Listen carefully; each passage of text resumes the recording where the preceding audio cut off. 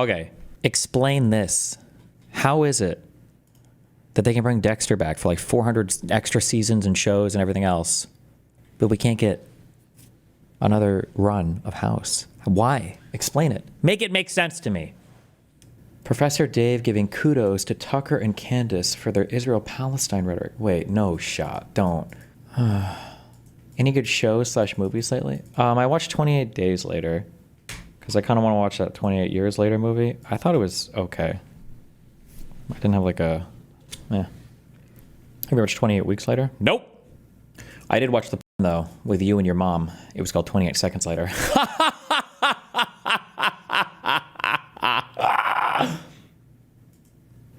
Kind of stuff. And I will say kind this, of the thought she's absolutely...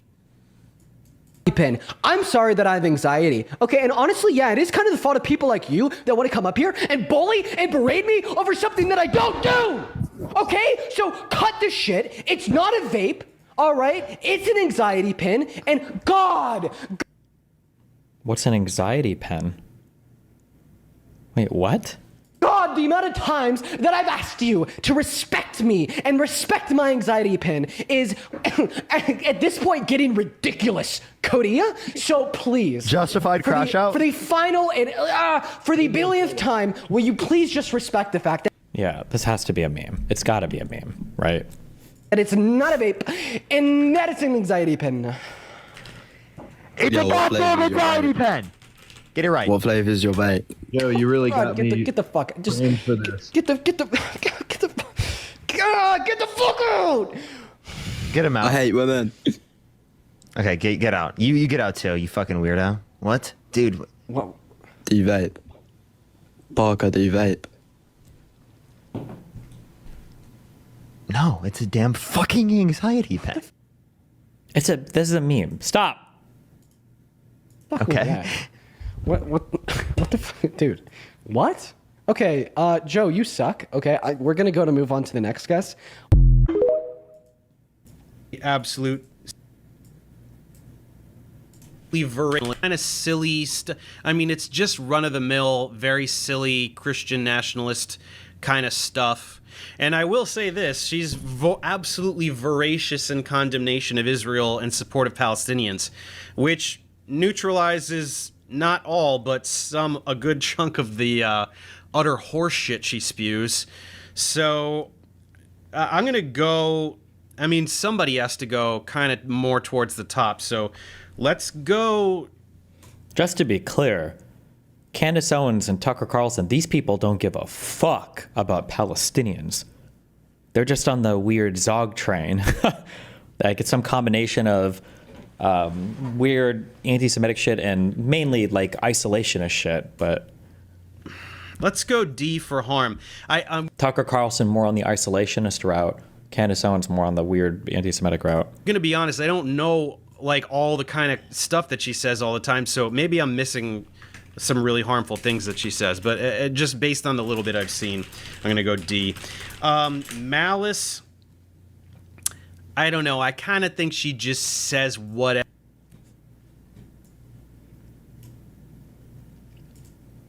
Absolute scumbag. We'll go F- there. I will say this. The thing that he did with the interview with Ted Cruz, I cannot believe that somebody made me like Tucker Carlson for a second, but it was absolutely hilarious. I'm sure many of you guys saw that, but if you haven't, in the past few days or a week or something, he interviewed Ted Cruz and made him look so stupid that for a second I was like, I like Tucker Carlson. I was like, wait, no, that's insane to say that. But it was pretty funny. Toxicity, kind of in the middle. He plays it as like, oh, I'm just like a down-home guy. Or that's... I feel like that statement was a bit more acceptable, I guess. But this guy is brain broken on the Israel-Palestine stuff. Although, to be fair, apparently everybody's brain broken on the Israel-Palestine stuff. I don't know if I'll get into it, but somebody linked a Reddit post. Apparently that the article that Kyle Kulinski was citing, that's like way more aggressively and egregiously misquoted than I even realized.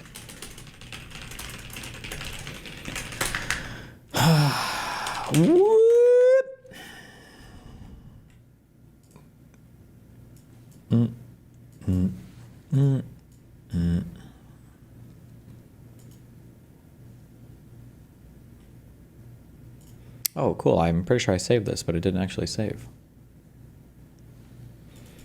But I can find it. Hold on. Oh my god.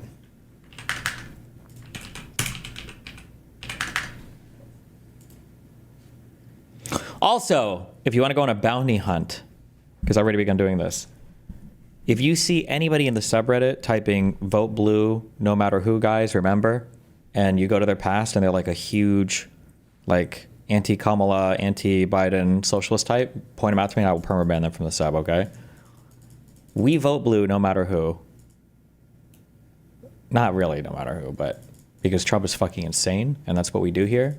But the socialists are, it's all like, all of politics has just become like Trump emulation. Like that's all Hassan does now. And that's what a lot of these guys do. Don't let other people weaponize your rule set against you when they don't play by that rule set. So fuck all those people. Why not let them fight for us? Because they're not fighting for us. They're hijacking parasitically our rule set to just try to further their interests. Because a lot of the people that are spamming, no, that's not fair to say.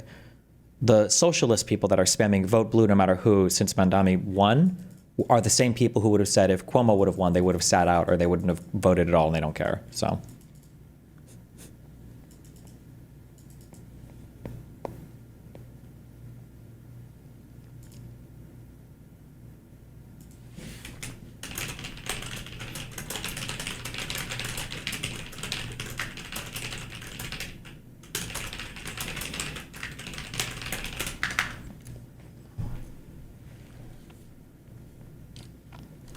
Or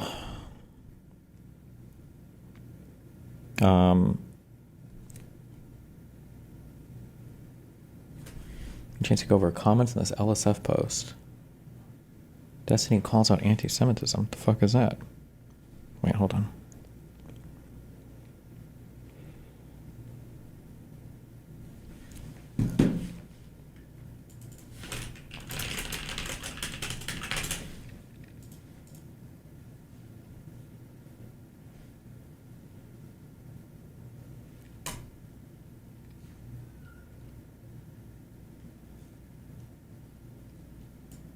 There's a young person representing us who is actually making it to power. That is fantastic. And he's hot. He's hot. Is he hot? As our resident reporter. From the streets? He's hot. He's hot. He's hot. So Yeah. I energy-wise, awesome. Policy-wise, he is just, super unabashedly socialist in some of his policies. I am concerned about some of these things, though I don't feel like deeply knowledgeable enough. Maybe you can talk more about rent control, Aatrox. There's one piece of his platform that is really concerning to me, and the one that I have seen no good argument for. One of the proposals he has is he's going to start a network of city-owned grocery stores. The pitch being, I live in New York City and this will be the first election in a long time, maybe ever, when I'm not voting for the Dem. As opposed to who would you vote for instead? going to have grocery stores in the Did city. you go over the Jank crash out with Crystal and Kyle? Didn't we watch that like 3 or 4 days ago? Run by the city, that's funded by the city, and their whole goal is going to be just keep prices as low as possible, and that way the grocery stores can't price gouge you. Groceries are too expensive, so we're going to come in and offer an alternative. That sounds great on paper. In practice, this seems unbelievably dumb to me. Grocery stores are legendarily low margin. They do not make much money. The price of food is not coming from grocery stores. They make like a 1.5% margin. The profit, if at all, comes from the inputs and the farmers creating produce and the processing plants. If you think about food as 3 steps to oversimplify, it's the creation of food and farms, livestock, everything. The companies like Tyson who process food, and then the It depends. Adams or Cuomo would both have to drop out and both have huge egos. Adams won't drop out, right? He's the incumbent. I can understand him running. Cuomo probably shouldn't run, though. That's just probably not great.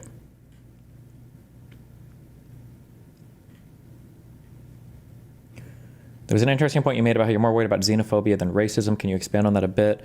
I'm generally more worried about masses of people buying into like a really weird I need a better word than conspiracy theory because it's automatically like a brain breaking thing. But people buying into a whole story or narrative, I think it's a lot scarier. It has a lot more holding power and it can drive a lot more behavior. And it's a lot harder to eradicate than somebody who just has like some shitty ideas. Like you'd rather have somebody who's just like level 1 anti-Semitism carries a huge bias. Like I'd rather hear somebody be like, oh, I don't like Jews. They're greedy. And I don't know, what are Jew stereotypes? I don't like Jews because they're greedy fucks and they, fuck them, right? If somebody says some shit like that, that's okay, whatever, Introduce him to some Jews or talk to him for a little bit, or who even knows how much he believes that. But if somebody's like, oh, I don't like Jews because I think they're in control of all of civilization and they're intentionally trying to outbreed the white race by facilitating things like mass immigration and other forms of academic white self-hatred that's causing white people to be depressed all over the world so that they can easily control us, so that they can leverage our country in furtherance of the interests of the country of Israel. They do this through planetary. It's like, oh shit, okay, hold on. One, it sounds like this is probably going to heavily influence a lot of the other policy decisions that you're making. And two, this is probably going to be a lot harder to move you off of because it's not just like a random, bigoted idea or just a random personal dumb whatever. This is like you got a whole ass, 3-part trilogy in your head about how this works. I just think those things are a lot scarier. So like in general, to be fair, xenophobia can be simple. I don't like foreigners. And racism can be complicated. Phenotypes and genotypes are all, but in the way that I was talking about it yesterday, I think that the xenophobic the xenophobic idea that's kind of very pervasive right now on the right is not just a simple I don't like foreigners thing. It seems to be part of this greater story about how America is great because I don't know, because we don't have foreigners or because we kick them all out or because we're mainly from Europe and we need to, curb all immigration because foreigners are destroying this place. And even if that includes like schools, I don't know. It's just, that's scary. I think that type of xenophobia is a lot scarier than just conservatives who are racist against people of color. Stores that are selling it. The stores that sell food are incredibly low margin because there is so much competition that they cannot sell it for a lot. On top of that, in New York specifically, in the areas he's talking about, you have these bodegas, which are these like corner stores basically, that are small businesses. You don't have Walmart running corner stores in most parts of New York City. If you walk around like I did a couple weeks ago in Brooklyn, like you don't see these giant grocery stores. These are small individual owned businesses. So the premise that the city should come in to lower pricing and that will help grocery stores, I think, is such a deep misunderstanding of why the price of food is what it is. Doesn't address the root problem. All it will do at best, if it succeeds in having low prices, is basically push out the people who are like often immigrants running small businesses in local communities who then would have to compete against subsidized government food in some of these businesses. That doesn't make... I agree with all this. How big is the... I don't think this will even happen, which is, again, one of the reasons why I'm not as worried about like a left candidate getting in versus a right-leaning candidate. I don't think this will even get off the ground. There's just too much shit that would have to happen, in my opinion, and it's a stupid idea. And if it does, and you watch it, you collect some data on it, probably won't work, it goes away. Sense. And then on top of that, this idea that the government would come in and efficiently run a grocery store when the government is legendarily bad at running anything efficiently. And that's what the book Abundance largely talks about. It's not what a lot of people think it is. The core point of Abundance is a lot of well-intentioned regulation by government has stopped government from actually getting outcomes. Just as a quick thing, I don't know why we repeat this truism, but people just accept it, even though they intuitively know it's not true. And even though they intuit the exact same thing about private companies, okay? The idea that government is like this inherently inefficient thing and private corporations, it's just, everybody knows that's not necessarily true. Government sometimes has different goals. There can be roadblocks the government throws up that's really fucking annoying. That is true, and you try to fix that. But just don't let people throw this up over and over and over and over and over again. Remember that, did anybody watch this movie? This is a cute movie. I thought this was a cute movie. You need one man in charge. Include the... Give me one reason why I don't fire everyone associated with this abomination, starting with you.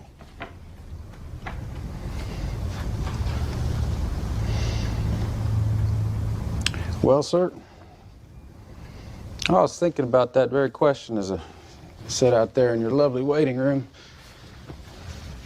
As I was sitting there, I watched that little red folder right there go through 4 pairs of hands before it got to you. Of course, that doesn't include the 22 or so other Ford employees who probably poked at it before it made its way up to the 19th floor. All due respect. Like, it's a movie trope. It's a real life trope. Everybody complains about their company doing inefficient, stupid shit.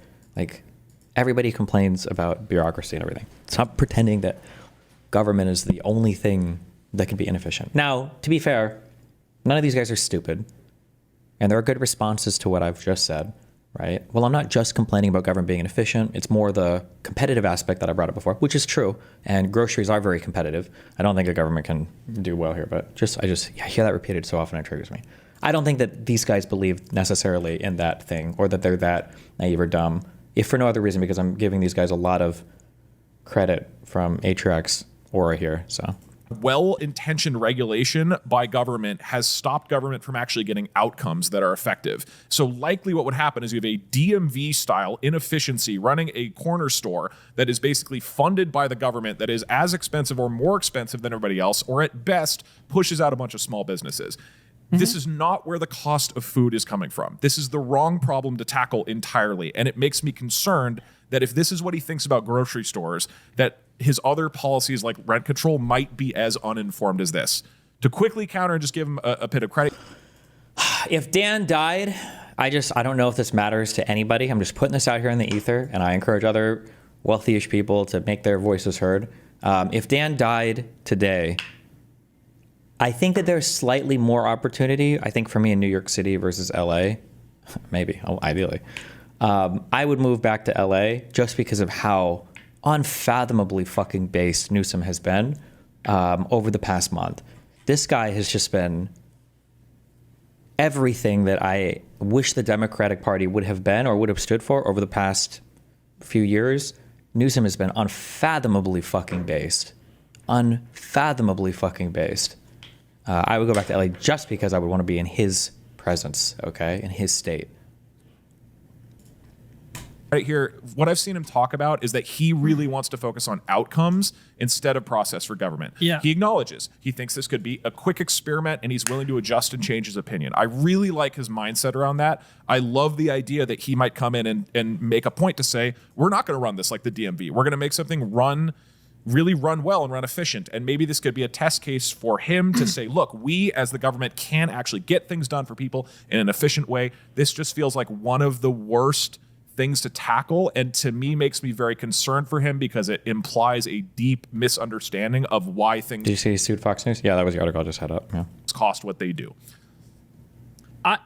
Yeah, you Rip, if you have a response to that. I'm 2 points. Wishing him the best. I know that there's probably some, hardcore socialists in chat who don't want to hear anything negative about this guy, but this is. I still can't believe the DNC let Biden run. We have so many cool young politicians. I mean, we have nobody to blame but ourselves. Again, this is the nitwit, midwit, genius thing. It's this entirely. Like, you have the guy on the left who's saying, like, we have a functional democracy. And then the guy in the middle is like, there's manufactured consent, lobby interests, and the donor class, and the wealthy control everything, and the blah, blah. And no, we, unfortunately, for better or for worse, the people that we vote for are the people that win the elections. And we have to move past this weird conspiratorial world, okay, where the socialist candidate, by the way, the actual socialist Muslim candidate just won the New York City Democratic primary, okay, right? That just happened, okay? We have to get past this weird conspiratorial world. We have to be more honest with ourselves and look at our system. Biden was old. People tell me that I'm wrong on this. I don't know if I fucking hallucinated this or if this was Mandela effect. I know this happened, and I will not be told otherwise. I swear to God that I heard Biden say in 2020, when he was running, that he wouldn't run for a second term. And I feel like I was even on stream and I said something about that. I was like, ooh, that's kind of spooky. Are we really electing a guy who's, I mean, obviously I'm going to support whoever makes it through, but we're really going to elect a guy who's already saying he wouldn't run for a second term? Really? That's kind of crazy. I know for a fact I heard him say that. I know I heard him fucking say this, all right? I know I heard him say this.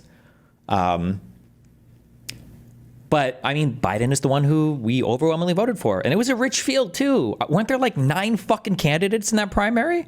2 billionaires, by the way, that got obliterated.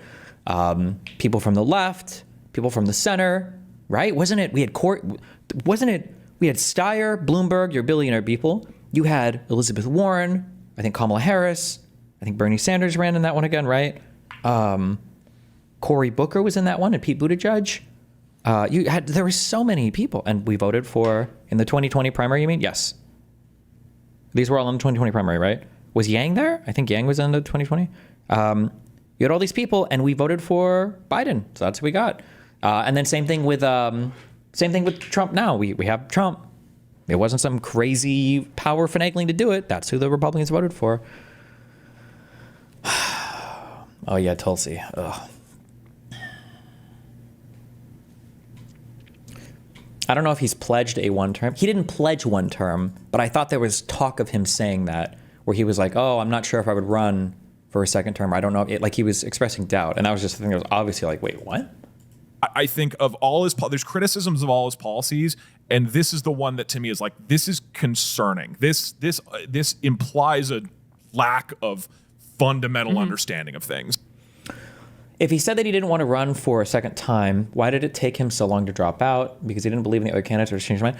Because the reality is, and nobody wants to hear this, and nobody is ready for this conversation, the reality is that Biden slowed down significantly when it came to dynamic back and forth, like debate conversation, but that's not evidence that somebody is fucking senile. And there probably was basically no evidence that Biden was senile. So when you watched him operate in the White House from day to day or contemplate or make decisions about running the government, it was probably like, oh, yeah, he's fine. Yeah, he's gotten older, he's gotten slower, whatever.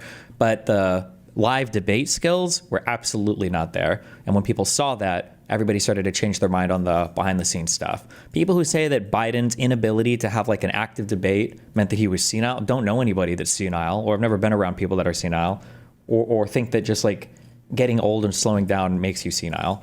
The easy comparison for me, obviously, is to just look at Donald Trump. Donald Trump has a far greater level of dysfunction that he's exhibited mentally. He continually gets tons of things wrong, doesn't know anything about anything. A lot of the showcasing of senility, Trump won't even ever get to do, just because he doesn't even know the thing in the first place, right? Sitting next to the South African guy, not even knowing, he doesn't know what the ICJ is. He doesn't know who brought any genocide case against Israel. He doesn't know almost anything about anything. How many times he brought up Serbia, I guess, in his like last piece, like he doesn't know anything.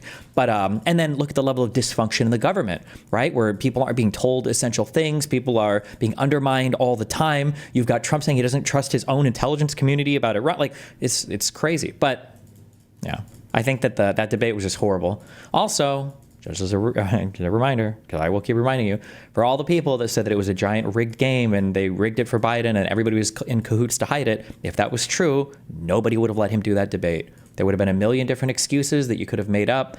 There would have been a million different things you could have said for why he shouldn't be allowed to go and do, whatever debate, and because Trump is too mean or it's not worth it or whatever. So, wait, what is this? October 5th, 2020. The comment that I view myself as a transitional president. They meant, is that one term? It's transition to your generation. You're the best educated. You're the most open. You're the least prejudiced generation in American history. The future is yours, and I'm counting on you. The comment that I view myself as a transitional president. They meant, is that one term? It's transition to your generation. It wasn't this. It was a stronger statement, but I don't know.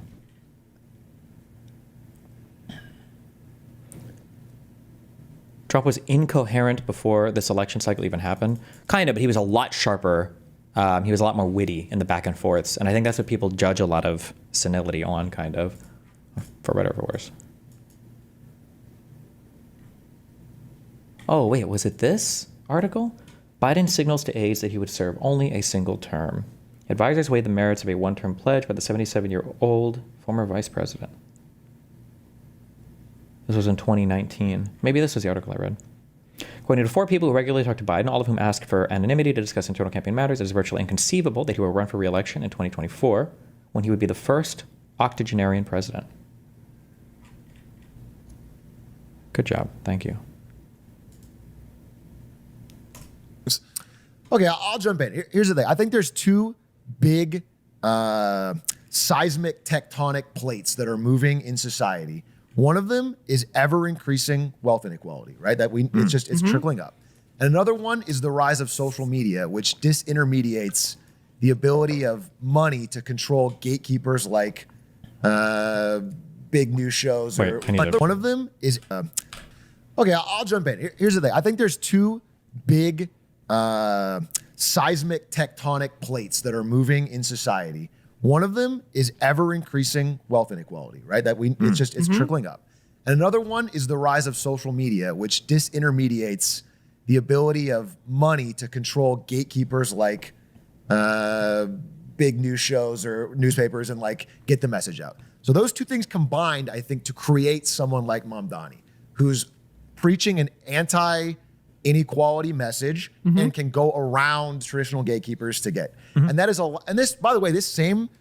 Why does wealth inequality matter if the bottom keeps on progressing, which they have done for the last 7 years? Why does the disparity matter? Comparison is the thief of joy. Wealth inequality is just a huge predictor for a whole bunch of social ills. It's just not a good. It's just wealth inequality is a very, very, very difficult thing to deal with. If you don't have, basically, if you can see how good somebody else has it, especially if it's in areas that we consider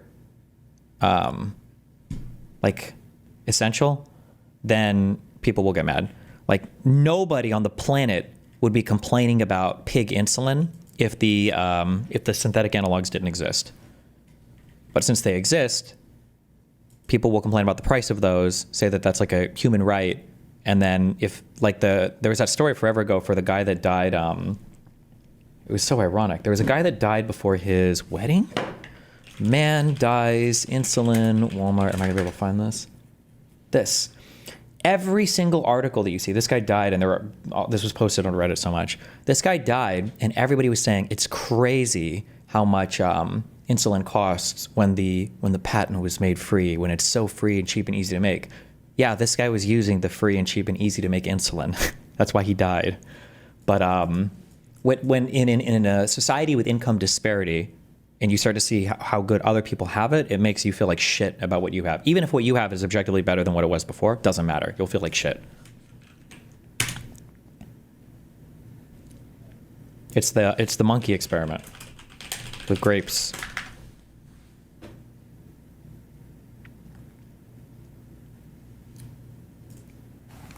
So a final experiment that I want to mention to you is our fairness study. And so this became a very famous study, and there's now many more, because after we did this about 10 years ago, it became very well known. And we did that originally with capuchin monkeys, and I'm going to show you the first experiment that we did. It has now been done with dogs, and with birds, and with chimpanzees, but with Sarah Brosnan we started out with capuchin monkeys. So what we did is we put 2 capuchin monkeys side by side. Again, these animals, they live in a group. They know each other. We take them out of the group, put them in a test chamber. And there's a very simple task that they need to do. And if you give both of them cucumber for the task, the 2 monkeys side by side, they're perfectly willing to do this 25 times in a row. So cucumber, even though it's really only water in my opinion, but cucumber is perfectly fine for them. Now, if you give the partner grapes, the food preferences of my capuchin monkeys correspond exactly with the prices in the supermarket. And so if you give them grapes, that's a far better food, then you create inequity between them. So that's the experiment we did. Recently, we videotaped it with new monkeys who had never done the task, thinking that maybe they would have a stronger reaction, and that turned out to be right. The one on the left is the monkey who gets cucumber. The one on the right is the one who gets grapes. The one who gets cucumber, note that the first piece of cucumber is perfectly fine. The first piece she eats. Then she sees the other one getting grape, and you will see what happens. So she gives a rock to us, that's the task. And we give her a piece of cucumber, and she eats it. The other one needs to give a rock to us. And that's what she does. And she gets a grape. And she eats it. The other one sees that. She gives a rock to us now, gets again cucumber.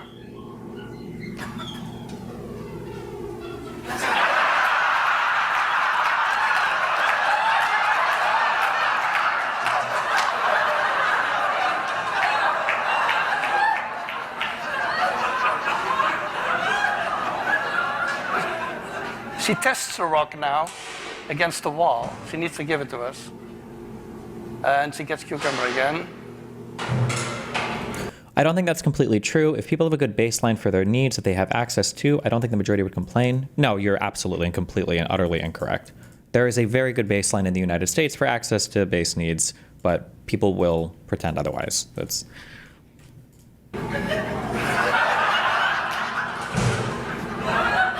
basically. Now, to be fair, there are I mean, you could argue there are rational arguments for why you might feel a certain type of way when you see highly unequal situations. One, it could call into question distribution of things. Well, why is he entitled to so much more than me? And two, it can show you a capacity for things to be possible that makes you not content with your current situation. So, for instance, if you and your friend were on a long trek hiking in the fucking desert or whatever because your car broke down and you were out of water or you had very little left, you both might be trying to conserve it. But if you were walking a lot and then he took out like some huge bottle of water and started drinking it from his backpack, you would be like, wait a second, I'm not happy with this little bit of water anymore. I need to fucking drink. This is bullshit. The fuck? I didn't know you had all that water the whole time. So I mean, like, there are reasons, I think, emotionally why this does something in our brains. But the problem is, I think that people become so relative when it comes to evaluating where they feel like their lives are, that they think that they're making these absolute comparisons when in reality they're only making relative comparisons to other people in society. So it leads people to saying things like there's zero access to healthcare in the United States for any poor person. Nobody can afford school. Nobody can afford to live. And it's like, well, come on. Well, it's not. You're exaggerating way too hard.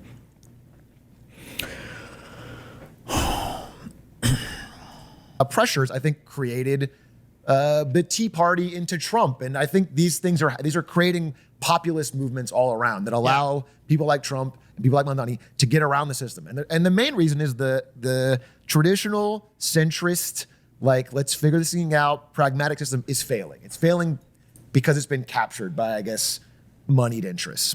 So, like with Mamdani, I just want to say, I think I have a very similar message to you, actually, which is I'm skeptical of things like a citywide rent freeze or state-run grocery stores. Not because... To be fair, I don't think Mamdani's ever said a citywide rent freeze, right? He was just saying a rent freeze on already rent-frozen properties, I think, or rent-limited properties. Rent-controlled properties, sorry. Because I don't think the intention is great, but because I've looked at other, like, you know, Berlin, for example, got a progressive mayor in 2019, and they did a rent freeze, and it ended up being really disastrous. It ended up causing rents outside of the rent control to spike, supply plummeted, they had to take it back, and in fact, when they took it back... But Destiny, if one guy had a jug of water and the other guy had 5 jugs, I don't think the one jug guy would complain. Yes, he absolutely would. This is the whole story of America today. They had to, I don't know if they had to do this, but they ended up doing this, where the landlords could 70, like, again, like, you guys, there's things that you guys complain about, and I express an outward frustration, but in reality, it's just so amazing how far we've come. This guy in chat said, $78K yearly salary to qualify for a studio apartment where Destiny lives. My guess is this is probably literally one of the most expensive zip codes in the entire country. If I had to guess. What are the, top 10 expensive zip codes, USA? It's not actually, it's gonna be like fucking Lake Tahoe and San Francisco and some bullshit or whatever, but wait, Florida, where?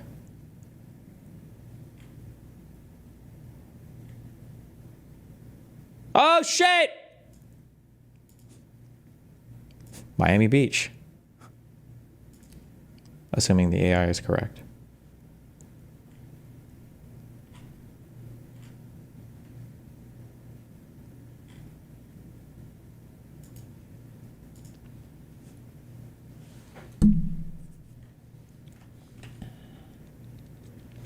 So for people who work at places like McDonald's and those zip codes can't live close to their work? No, but I mean, ideally the people would offer more money for people that work in those places to make it worthwhile for them to live there. Otherwise, don't work there, I guess. I mean, the same restaurants will give different wages in different areas based on where you are. Like if you work at a McDonald's in like fucking downtown San Francisco, you are getting paid more than somebody that works at a McDonald's in bumfuck nowhere, California. Now that being said, is it high enough to live in that area? I don't know, maybe not. But if it's not, then don't fucking work there. Make them pay more for it. Actively charge for the rent they would have gotten, which led to a huge, I mean, it was disastrous, right? They're going through this whole pain from this. So I can see, you know, what basic economics would tell you is that things like this generally don't work. And by the way, state-run grocery stores have been tried. A Florida city tried it, and it ended up being huge cost overruns for the city. They couldn't run it efficiently. It didn't work that well. So in general, I'm skeptical of those small plans. But if he is a decent human being, which is like the baseline that I'm looking for in a candidate. Like if I would have in this election, I would have voted for him because Cuomo is being accused of sexual misconduct by 12, 16 women. Eric Adams is insane. You know what I'm saying? Like yeah. It's the polar opposite of like old shit guard versus like new authentic people. And the main something I can never grasp with this new generation is the concept of roommates just don't exist. It's absolutely insane. Wait, is that true? No shot. Is there any evidence of that people have less roommates today than they used to? I wouldn't believe that intuitively. I'm sure people complain about it online, but in terms of the actual numbers, I'm sure a lot of people have roommates.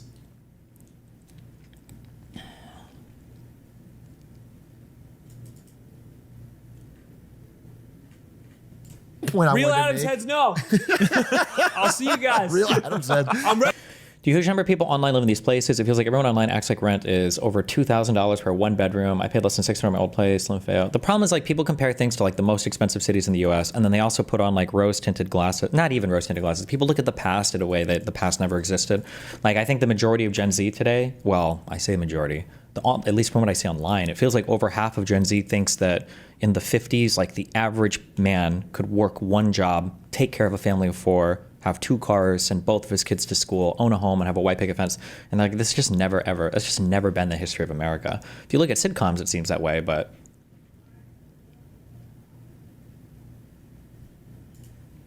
In New York this year. So of course, like I'm happy for him and excited, and I would have voted for him if I was in New York. So I want to get that across. There's a few things that aren't perfect for me, and I'm skeptical. But like I think in America, does a wife count as a roommate? Sure, a wife or girlfriend. I would say so. Step one right now is to get more candidates who are, as you mentioned, this was my main point. So you said it before me. It's just young. Like, no, it's just that we new gen don't want to live with fucking roommates, but y'all only gonna say sucks to suck. But that's the problem at Destiny. No. That's not the problem. Listen, there are so many statements. This is the issue that I have is that people always just go a little bit too far. Okay, if you were to say, I think having roommates suck. I think having roommates sucks. I want to live on my own. I want to be able to live on my own as soon as fucking possible, okay? And I don't give a fuck what your living situation was like. I want to have a better one. Those are all totally fine statements. And we should push to have a world where that is possible. I think all of those statements are perfectly fine.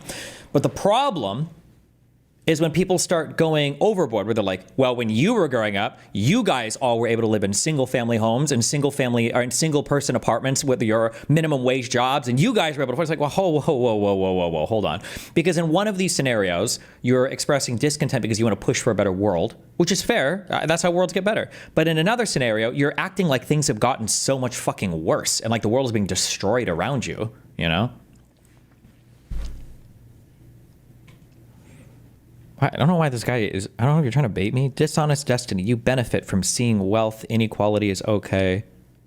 How do I benefit from wealth inequality? I feel like if anything, wealth inequality, the wealthier you guys are, the more you can fucking tier 4 sub to me.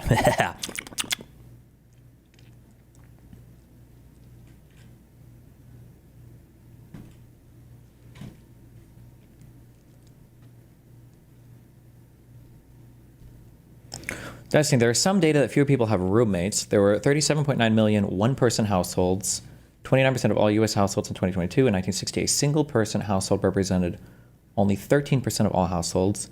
Well, what I would really want to see is a breakdown of like people aged 18 to 40 that live on their own, because it could be that, because especially as boomers get older, and especially as people stay in school longer, that could influence those numbers a lot, you know?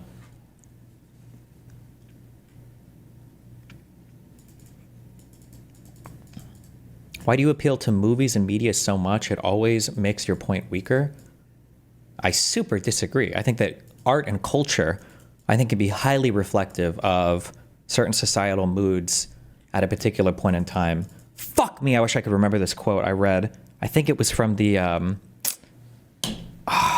think it was from an Avi Schleim book. It was something to do with it was like an Egyptian? What am I thinking of? Somebody wrote something about how, like, if you were trying to understand conditions in the Middle East, or if you wanted to understand what the people think or thought, you have to read their poetry or something, or you have to read their stuff in the news, like something that published, some art thing. But like, I think you can tell a lot about what people are feeling at the time,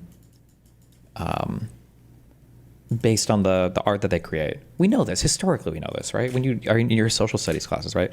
When you look at movies like Fight Club or Office Space, right? Like, what did these movies communicate at the time? What were people like the most discontent with?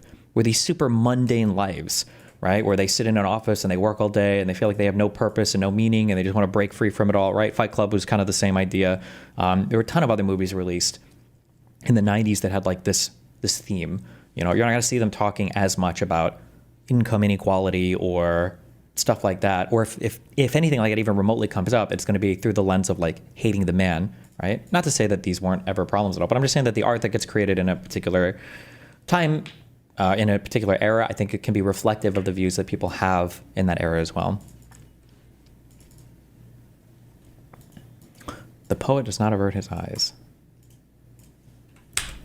This was a particular quote by an Arab, I think. I just don't remember who it was, but has this guy talked about movies?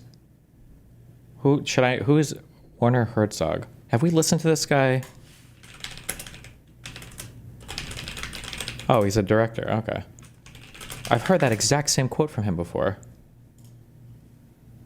Oh, we heard it in a Tony, Every Frame of Painting. We heard this in a video. Life out there.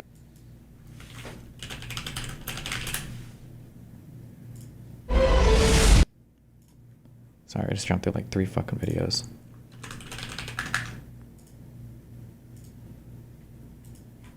And yet I think it's crucial to study them. Why? And Paul, I think you have started to watch WrestleMania on television. Because you must not avert your eyes. This is what is coming at us. This is what television, what a collective anonymous body of majority wants to see on television. That quote.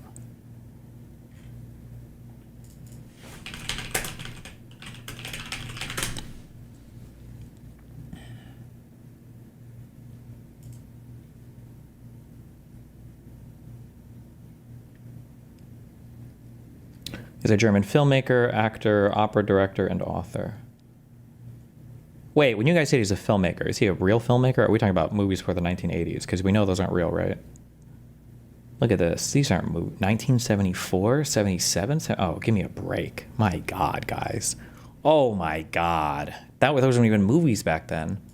They were called filmies. I can try to find more recent source, but there's a shift from 1995 to 2017 showing less willingness with behavior, not just rhetoric online. Staying with parents as adults is also a behavioral aversion to roommates, in my opinion. I mean, it could be a behavioral aversion to roommates, but it could be important to ask why that is, though, too. Like, this is a vibe/feeling that I have. I don't even know how I could prove this. Also, this might also be heavily influenced by my growing up in Omaha, Nebraska, because it's a very Midwestern feeling I'm about to give you. But, so one Midwestern feeling is you have to escape your hometown. You don't want to stay in the Midwest. I imagine this is probably true of all of the Midwest except for maybe Chicago, although it wouldn't surprise me if even Chicago dealt with this problem, where the goal is to flee to the coasts, right? If you're in Kansas City, St. Louis, Omaha, maybe even Detroit, I don't know, a place like this, like you want to make it, you got to graduate high school and you got to go to school on the coasts because that's like where the cool people go.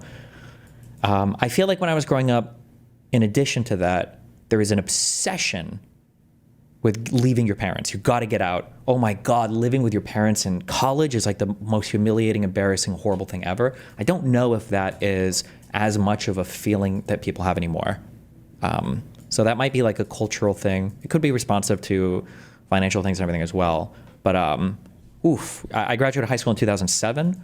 I think that the idea of like living with your parents in college, you're like the ultimate loser. Like nobody, that was just the worst thing in the world. Or even if it was like to huge financial detriments,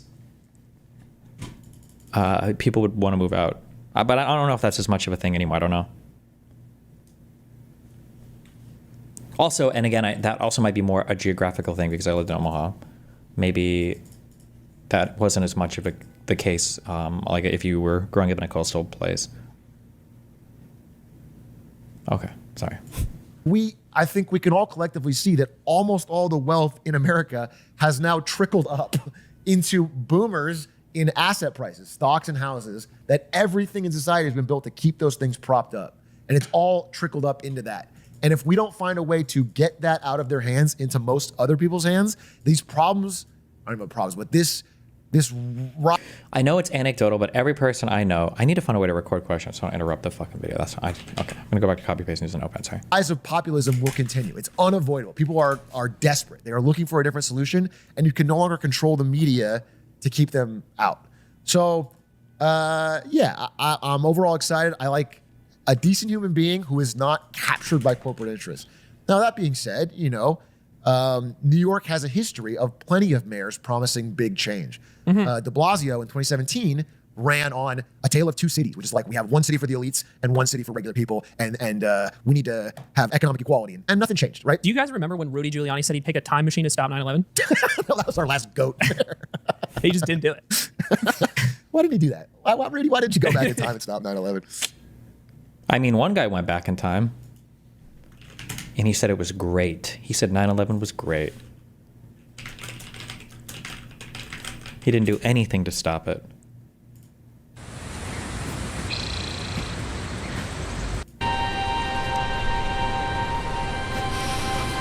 Cap? Hi, Sam. So did something go wrong or did something go right? Well, after I put the stones back, I thought maybe I'll try some of that life Tony was telling me to get. How'd that work out for you? It was beautiful. As the people jump from the towers. Sorry. Somebody keeps spamming in YouTube chat. Does culture shape art or art shape culture? I mean, they feed back into each other, obviously. I know it's anecdotal, but every person I know who moved out and lived with roommates, it was a nightmare story every time. Yeah, but I mean, it's because you only hear the nightmare stories, number one, and you never hear any of the good things about having the roommates, because there's a normalization thing that happens, or an acclimation thing that happens, that people just don't really consider. So somebody might move in with roommates, have legitimately a bad roommate experience, and then after a year they move out, and they're just like, Jesus, fuck, that was horrible, never again.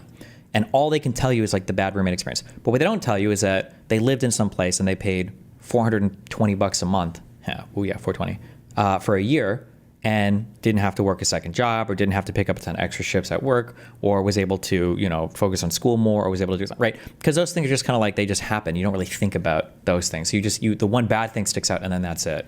So I mean, like, it's kind of like with airlines. Like nobody says like, I love the airlines, I love flying, like nobody says that. Nobody has a favorite fucking airline unless you're a super frequent flyer. But everybody that has like a bad airline story, of course, will have a hated airline. So if you talk to a bunch of people, you're going to feel like, oh, I guess everybody hates airlines because everybody has an airline that they hate, and nobody, right? It's just like some kind of like normalization or acclimation bias or whatever.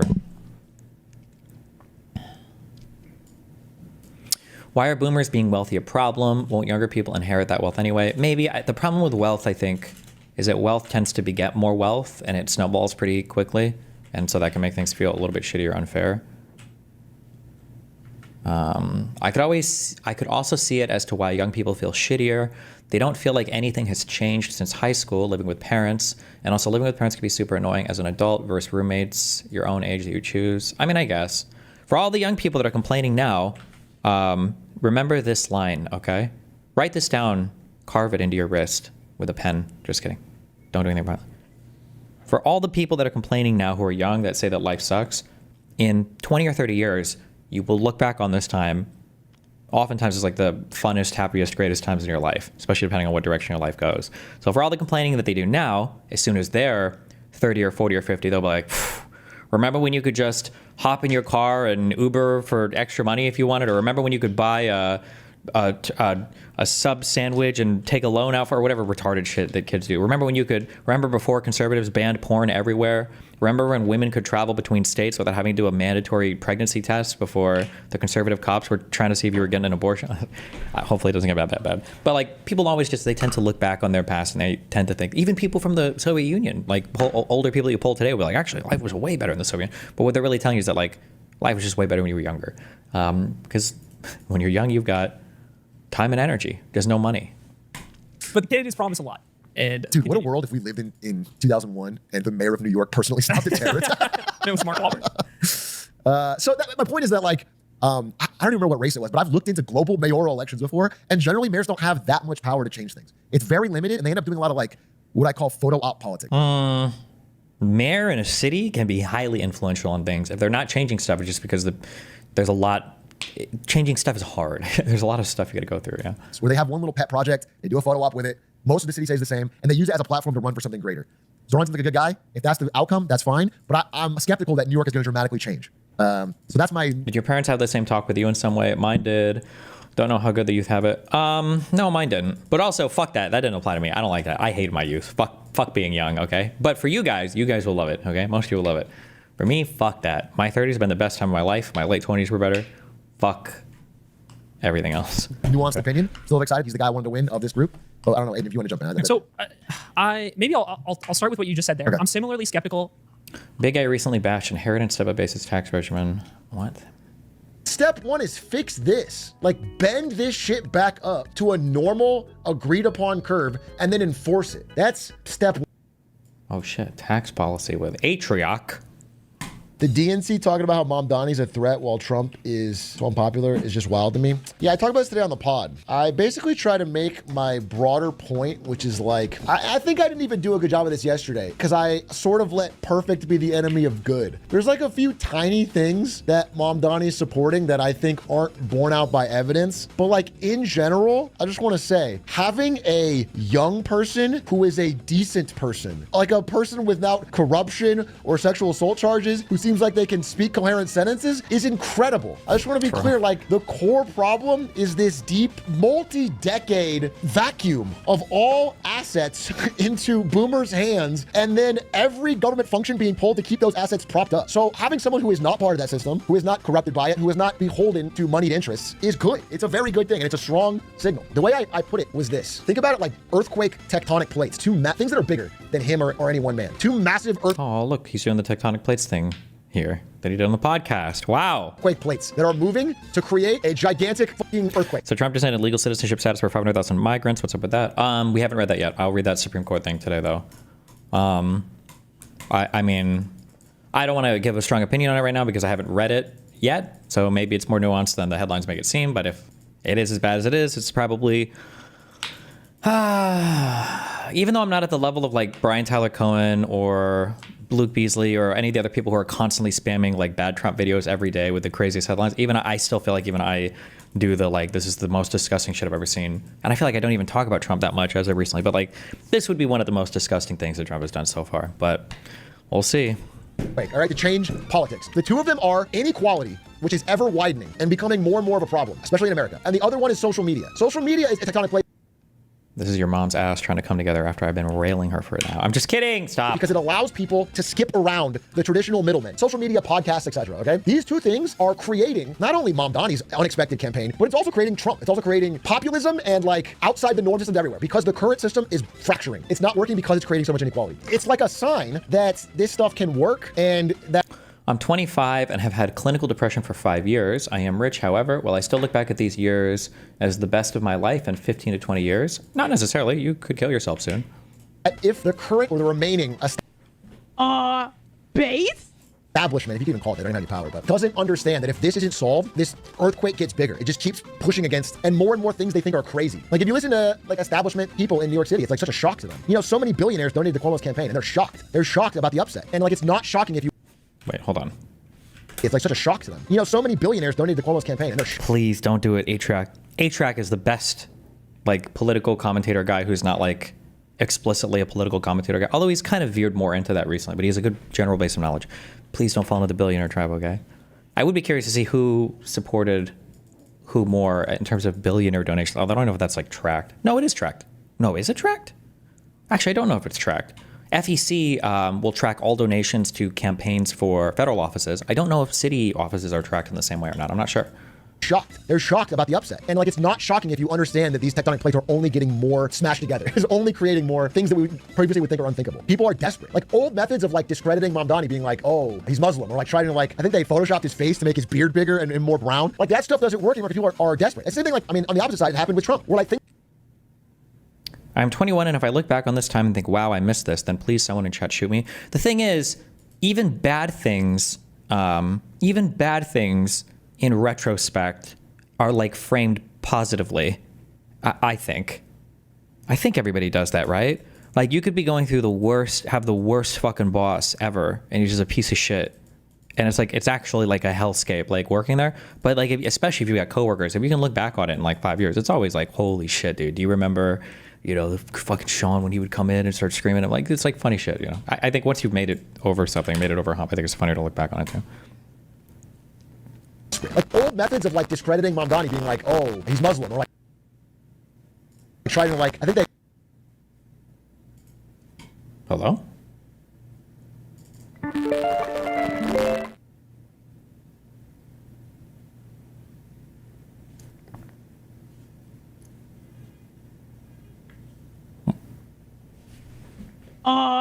Base? Wait, it's not happening over here. Bruh. Hey, Photoshop is.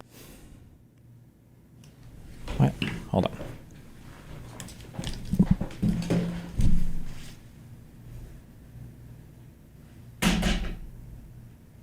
Did I knock a cable loose, maybe? What?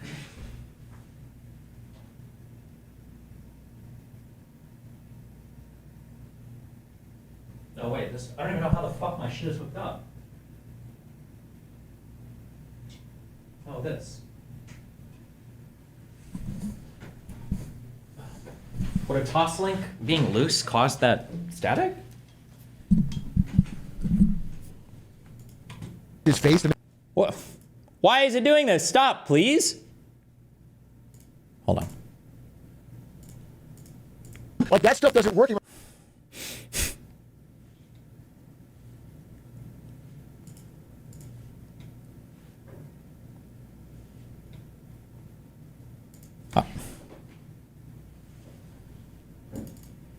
It's a Chrome thing? It's not. My music on this computer is doing it too. It's something is wrong with my audio. Oh, wait. No. People are desperate. It's the same thing, like, I mean. Oh, it went off. It went away. What the fuck? Ha! It's my FBI dude. I think he's fucking with me. You got me. You got me. You got me. The opposite side, it happened with Trump. We're like, things they thought would work, like let's call him Hitler, let's call him a fascist. It didn't work because people are, again, so desperate. They're taking more radical. The old methods of button you press didn't work. It just is people are breaking out of those methods because of social media, because of inequality. So listen, yeah, again, the minor things, if I had to bring it up, or is I'm skeptical of things like rent freezes, because they've been tried in other cities. Like Berlin is a great example. They had a progressive governor or mayor in 2019. They tried rent freezes. It ended up being a big disaster. Supply choked off. They had to undo it. There's problems. However, on a larger scale, I think he's a smart guy who will try different things, adjust as they work, as long as he's not corrupt. You know what I'm saying? If you're a good person, not corrupt, and have a brain, you can adapt and solve problems. I'm hopeful. He's also doing a bunch of shit on the rent freeze. I'm aware of all he's done. I researched it for the pod today. I'm aware of every one of his policies. I went through point by point and which ones I support, which ones I don't. Many of them I will never be on board with calling it the pod. I hate that abbreviation. Do you have a pod? Fuck me, dude. I think free buses. Look, I looked up all of how they've worked in other cities, and free buses is incredible. That has worked in other cities. It does increase ridership. I think state-owned grocery stores has a pretty spotty record, but maybe he does a pilot program, gives it a shot. There's cons to free ridership. I'm aware. I've looked up all of that. I'm talking about all of it, dude. The cons to free ridership are that sometimes, not in every case, but sometimes when they've tried free ridership, because the buses now become just a gigantic cost, not gigantic, but a cost center to the city instead of like balancing revenue neutral, the quality of the buses begins to degrade. They become less often refreshed, updated, cleaned, whatever. It becomes quality worse. That's a general con in some places that have tried free ridership. However, it's also worked effectively in other places. And it does seem to decrease congestion and increase ridership overall. Plus, you save the danger and the hassle sometimes of having to collect fees on buses. Plus, overall, you might think free buses in all of New York, that's expensive. It's not that expensive. I don't remember the cost off the top of my head, but it was like not a big percentage of the budget. So I think it would be doable. But also, here's what I want to say, and this is what like people don't want to hear, but it's just like true. It's like if you actually ask people to name mayors that have made significant positive impacts in any city around the world, mayors don't have that much power because they already have like 99% of their budget allocated. I super disagree with this. I feel like mayors can have a significant influence on things.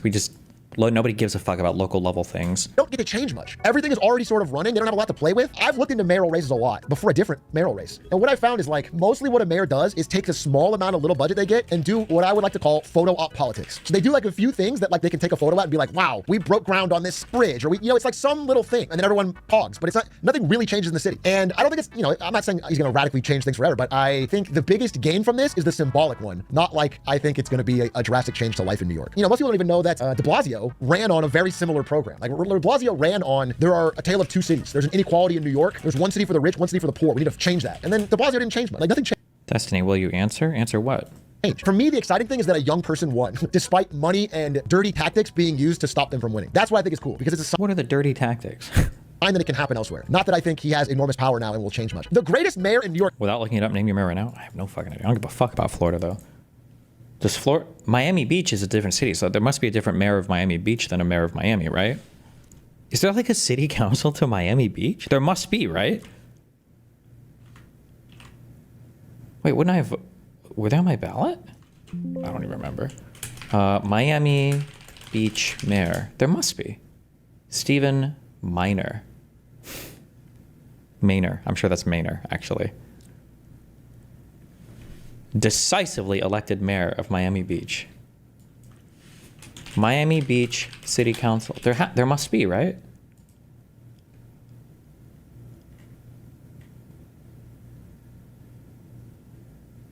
Holy shit, it's middle guy.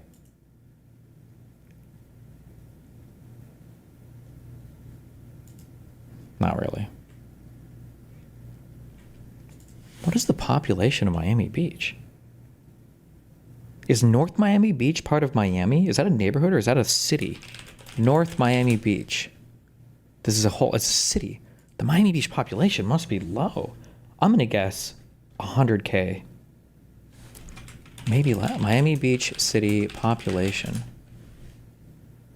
Okay, 79.6K. Crazy. At the power that he has from a mayoral position to dictate a lot of the change that he wants to, right? Because as the mayor of a city, you're overseeing a budget that has to be balanced. You don't have the same tools that the federal government has. Your ability to like spend and raise taxes is very different from your ability to do that at the state level and the federal level. It's not that I don't believe he means what he says or that he has good intentions. I also would have voted for this guy, but I'm skeptically hopeful of his ability to create the changes he's looking for. What do you think is the biggest cause for inequality in the U.S. if not for billionaires? How do you compelling explain inequality rising consistently?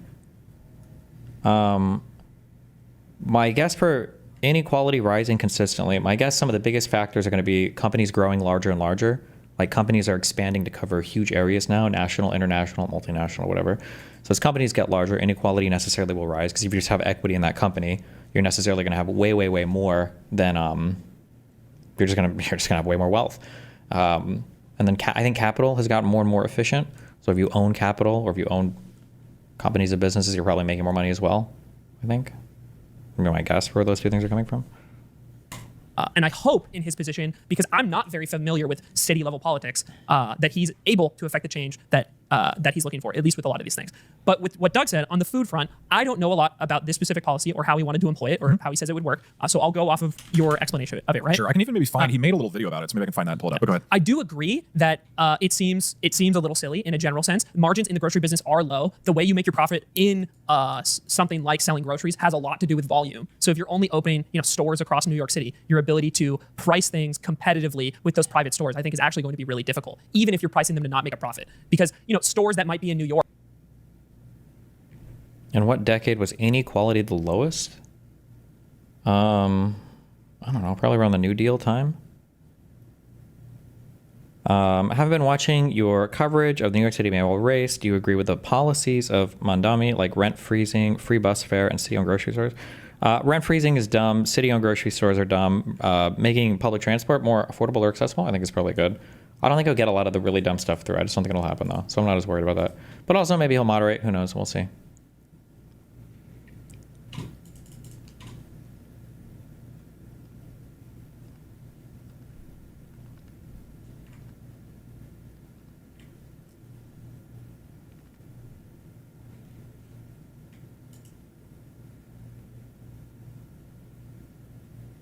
Where you check out this video. The teacher predicted the conflict with Iran, Israel, and the US a year ago. No, this guy's... Where Putin says me out. Maybe we'll watch it. Just because it's been getting linked so much. Do you see Charlie Kirk's most recent tweet about third world migration? Yeah, Charlie Kirk has gone super mask off, unhinged. Like, holy shit, recently. The Mandami thing is breaking some conservative brains. Jesus.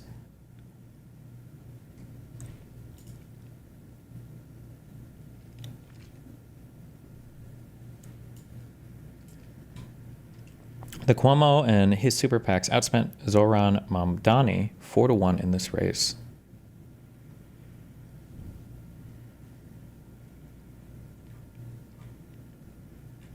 Damn.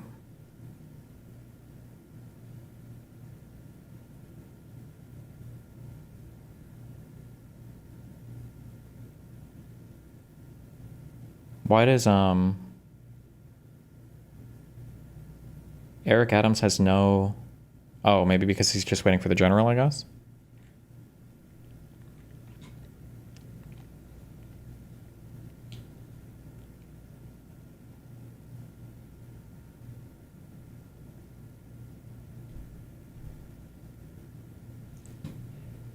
I thought money was supposed to buy election, though, guys. I'm about to bust. Why? Why was I like that? Based? Andrew Cuomo is selling out to billionaires and corporations to fund his campaign because he doesn't have the grassroots support to run without their money. Nothing that ever helped NYC started with billionaires cutting PAC checks in exchange for favors. Wow.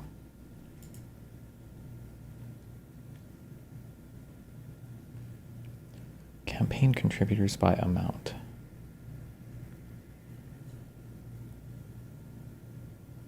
Is this individual number of donors, I guess, based on how much money they donated? I think.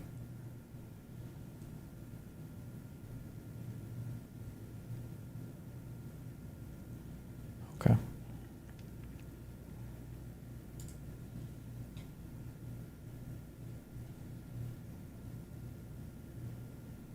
Watch his Gravel Institute video on housing. Ugh, don't do that.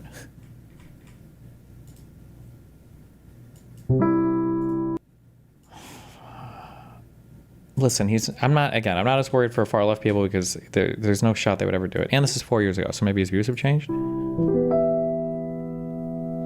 American housing is in crisis. Right now, up to 12 million Americans are behind an average of $5,800 on rent and risk eviction. With eviction moratoriums soon to expire, we're facing an unprecedented wave of evictions and foreclosures that will crash straight into millions of struggling families across the country. But the truth is, this crisis didn't begin with the pandemic. In fact, housing has been in crisis for a very long time. Even before the pandemic, in places like New York or Los Angeles or San Francisco, median rents for even one-bedroom apartments could approach $2,500 a month or more. About a third of people... Median rents for even one-bedroom apartments could... God, I hate everything about housing so much.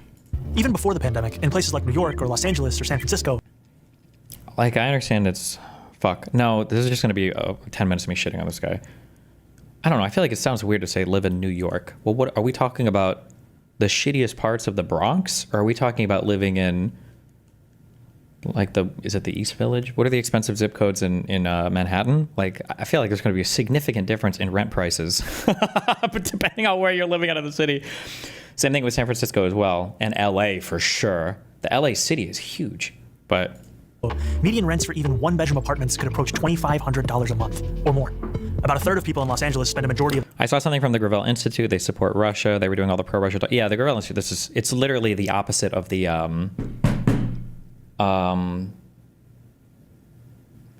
It's countering the conservative propaganda think tank. Fuck, what was it called? Prager University, that's it, yeah. So it's like just as dumb, but for socialists instead of conservatives. Their income on housing. In New York City, about 20% of all renters pay most of their income to their landlord. And in my district, Astoria, about a quarter of residents have to spend most of their paycheck on rent. Of all renters pay most of their income to their landlord. And in my district, Astoria, about a quarter of residents have to spend most of their paycheck on rent.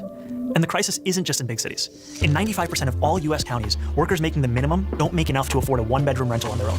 The Harvard Center for Housing Studies, all US counties, workers making the minimum don't make enough. Like 95% of all US counties can't afford one-bedroom rental on minimum wage. First of all, like nobody in the US is paid minimum wage, like 3% of workers, number one. Number two, I'm pretty sure the definition for afford here is, it means that your rent would be less than, is it 40% or 30% of all your income? That's what they count as like afford. Enough to afford a one-bedroom rental on their own. The Harvard Center for Housing Studies warns of a new normal for housing in the United States, in which nearly half of all renter households spend almost a third of their income on rent. That's why even before the fallout from the coronavirus started to hit, more than 500,000 Americans nationwide were already homeless, millions more on the brink of losing their housing, and countless families struggling every month to make Americans nationwide were already homeless, millions more on the brink of losing their housing, and countless families struggling every month to make ends meet. At the root of all of this suffering is the fact that in this country, housing is treated as a commodity, not a right. It's a consumer product, just like clothes or cars, that private businesses can sell on the market to make a profit. And if someone isn't able to pay, either because their landlord raised their rent or because they can't work for one reason or another, they're not able to stay in their homes. If they're lucky, they can live with friends or family, or maybe in transitional housing for a bit. But for a lot of people, they have nowhere else to go, and they end up sleeping on the streets. In December 2019, the number of people sleeping in homeless shelters in New York reached 19,000 people, an all-time high. 100,000 New York City students are homeless. That's more than 10% of the entire student population. Why do so many people end up homeless? It's not because there aren't enough homes to go around. There are plenty of empty homes. No, it's because housing... I'm curious what their definition of homeless is there. People have a lot of different definitions for a lot of different things, but... People is not the primary goal of developers or landlords. Their goal, simply put, is to make a profit. And it's much more profitable to build luxury apartments for the rich than decent homes for the poor. This gives us a big shortage of homes for ordinary working people. For every 100 households that are extremely low income, if that's true, then why does anybody build any ordinary housing anywhere ever? Wouldn't all the housing all over the entire country just all be luxury housing? Like, there are only 36 affordable and available homes. As a result, we have plenty of housing for the rich, but poor and working class people don't have nearly enough available homes. Ordinary working people. For every 100 households that are extremely low income, there are only 36 affordable and available homes. As a result, we have plenty of housing for the rich, but poor and working class people don't have nearly enough on the market. So we have people scrounging to make ends meet or sleeping on the streets right below luxury condos and uninhabited apartments. This is a terrible way to organize a housing market. It might be like there are not that many uninhabited places in LA, San Francisco, and New York City, but profitable for landlords and developers, but it's not efficient or beneficial for the rest of society. In fact, housing doesn't have to be seen as a market at all. In other countries, housing is considered a fundamental right, like education or healthcare. That means the government goes to significant lengths to guarantee everyone has a home, and the market plays a much smaller role in the construction and distribution of housing. So let's hop across the pond and about 100 years back in time to take a look at just one example of how an alternative housing model got started in beautiful red Vienna.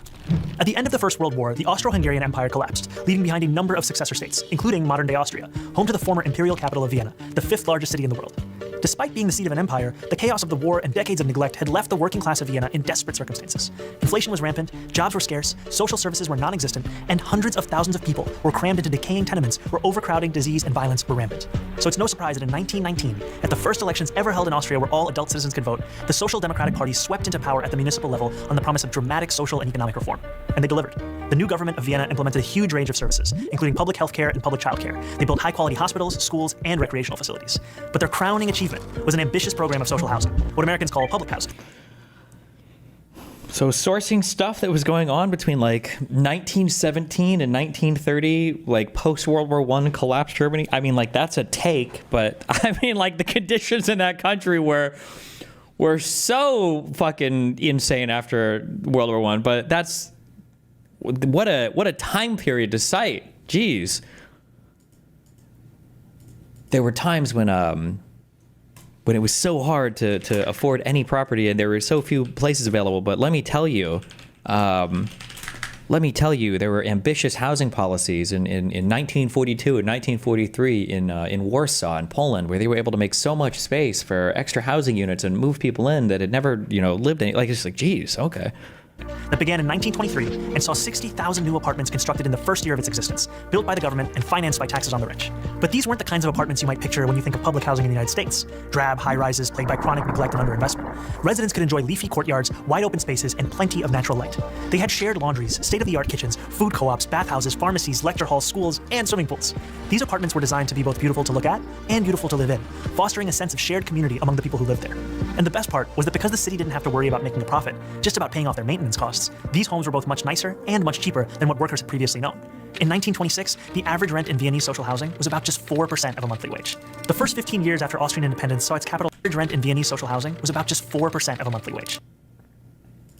The first 15 years after Austrian independence saw its capital transform from a symbol of urban blight into a beacon of socialist governance. It became known as Red Vienna, after the official color of the socialists who had pioneered urban blight into 4% of a monthly wage.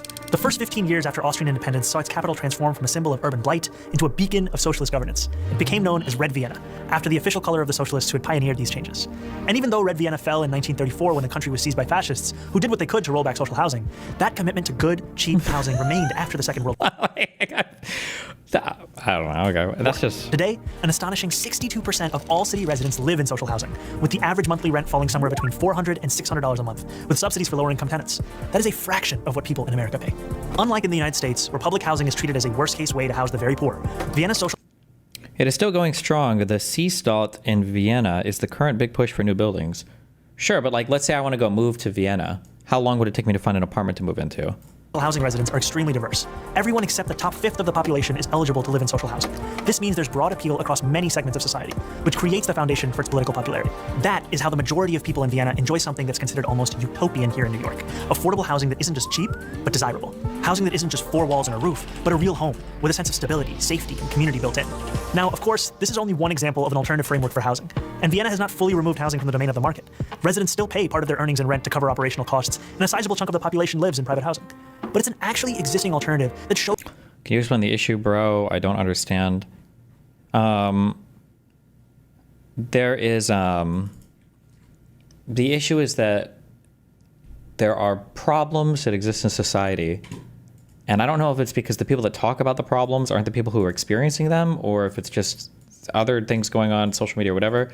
There are problems in society. There are some very easy and obvious ways to counter those problems, but nobody really wants to explore those because they're not very ideologically sexy. So instead, people are taking all of, and because of that, like nobody actually works on the problems, and then people just want to sidestep into all of these like very ideologically sexy ways to talk about the problems, even though these ways are retarded and they will never fix any of these problems at all. And that's, I don't know, I feel like we're kind of circling the drain on that right now, but shows us what a step toward a better... I mean, we've been doing that for like the past like 5 or 10 years. Better world could look like. If we want to end the housing crisis, the solution has to be moving toward the full decommodification of housing. In other words, moving away from the status quo, in which most people access housing by purchasing it on the market, and toward a future where we guarantee high-quality housing to all as a human right. So how can we do it? We can start by making sure people who access housing on the private market have ironclad protections against abuse. Okay, so you're stumbling into the joke that I just made, I stand fleet. You said, this literally doesn't make sense. If someone is only spending 4% of their income for an apartment a block away from downtown, why can't I just spend 10% of mine to outbid them and move downtown so I don't have to commute to work? Do they literally not allow bidding? That was the joke I was going to say, well, how long would it take me to find an apartment here? One of the biggest problems with rent-controlled units and stuff is that it causes a low amount of, would it be low friction? No, it would be very high friction for a lot of these markets, and you literally can never move in. But people not being able to move into an area are not seen as like it's a, I don't know how to explain this. It's not a problem that anybody can see, because what are you talking about? You're talking about a person that doesn't exist. They didn't even move there. But for the people that are there and they can inherit the benefits of having like rent stabilization and rent control and everything, those people obviously are having a huge surplus to their existence. So those people are happy with it. So when it comes to things like rent stabilization and rent control, the winners of that policy are incredibly obvious, and the losers are either people that nobody likes, like building owners, landlords, or whatever, or people that aren't there, like people who could otherwise move into the city and live there. And exploitation. But to go further, toward the Vienna model, we'll have to go beyond the market. We can establish community land trusts to gradually buy up housing on the private market and convert it to community ownership. We can give tenants a right of first refusal to buy out their landlords when buildings go up for sale. And we can fully commit to a new era of social housing, ending subsidies for luxury housing development and using our wealth to build beautiful, high-quality social housing projects that offer good homes and strong communities to everyone. We won't decommodify housing overnight, but we know what we have to do, and we have history to guide us. And we know how we'll get there, through a movement of the multiracial working class organizing for the better world we know is possible. And we've already begun. I'm Zohran Mamdani, Assemblyman for New York's 36th Assembly District in Astoria, Queens, for the Gravel Institute. Wow. Okay.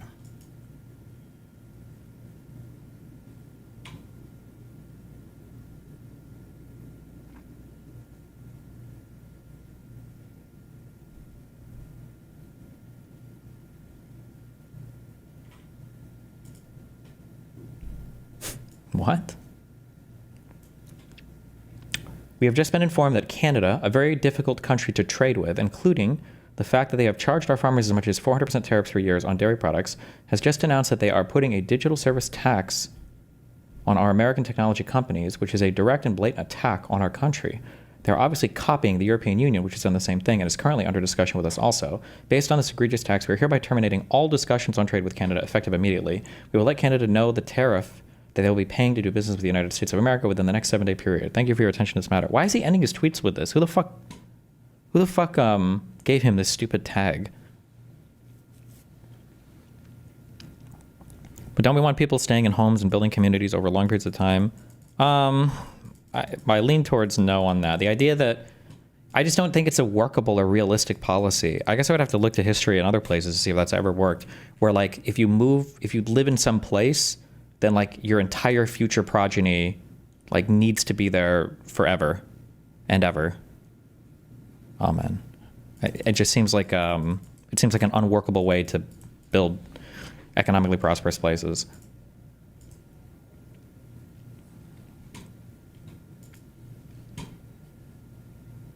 What even is this? Opens fire and murders them. Oh, the weird.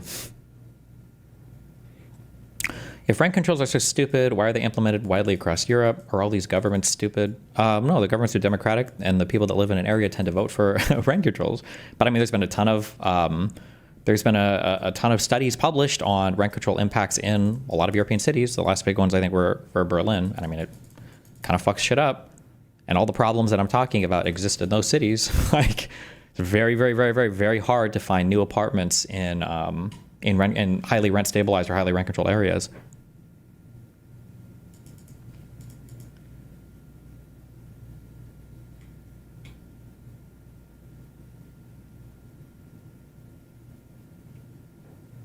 Donor talking about he donated to Cuomo.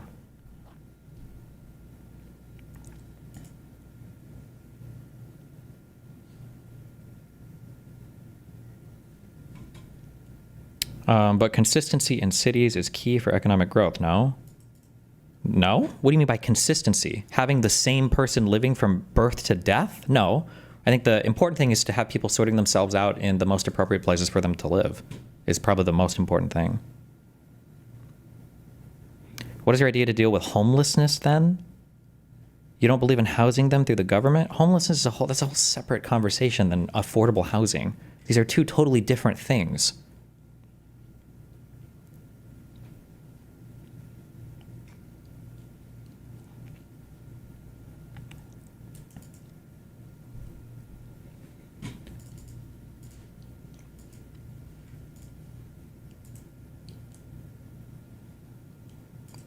Why was I even linked to this?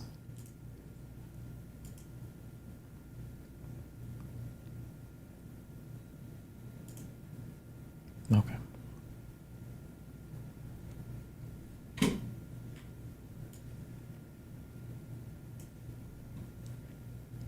As donors try to assess their next moves in the mayoral race, one of the biggest donors to Andrew Cuomo's super PAC, the investor Mark Gordon, said he is likely to back Mamdani.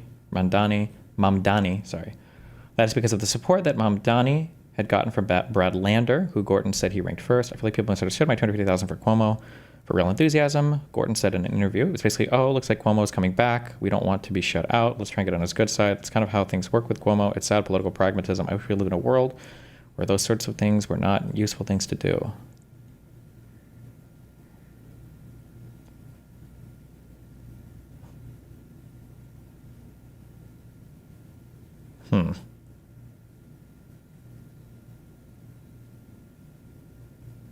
Wait, so is he not donating anything to Mamdani, or who's this guy? That's fine. Could you answer the question? Do you believe in using the state to solve homelessness? I'm walking you somewhere. Why don't you just whatever boring point you're about to make, I've probably heard a million times. Why not just get to the point? It's not two totally different things. You spoke about the winners/losers in social housing. Who are the winners and losers of our current housing system? It's, dude, shut the fuck up. You're so fucking retarded. Go actually talk to or see or meet homeless people, like, ever in your entire fucking life. Like, there are tons of, the stratification of different types of homeless people is a way different thing than, I can't afford to live in the most expensive cities in the fucking world and now I'm fucking homeless. Like, if you want to solve homelessness, that's a whole political project that you have to commit to that it needs like a top-down approach to actually house these people. It requires a lot of money. It requires not just money, but it requires like a commitment from people with different skill sets. It requires a lot of political will to do something, and it requires a much different approach than just giving somebody a house, right? If you give a fucking crack-addicted, like schizophrenic dude an apartment to live in, he's gonna trash it, strip the copper out of the walls, and then sell it and go kill himself on the street, right? It's a totally different type of problem to solve, like the like crazy homelessness stuff versus making sure that people have affordable places to live, or that people can afford to live in places without having to spend 90% of their fucking paycheck on their apartments. These are totally different problems. Having affordable housing, having affordable place for people to live versus solving homelessness.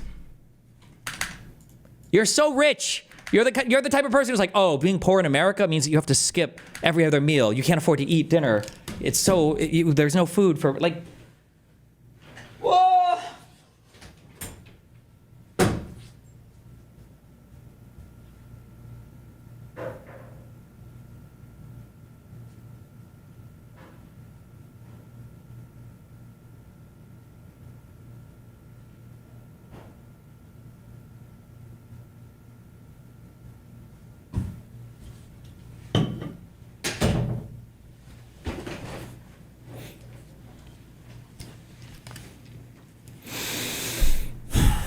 I love you. I love all of you so much. Okay.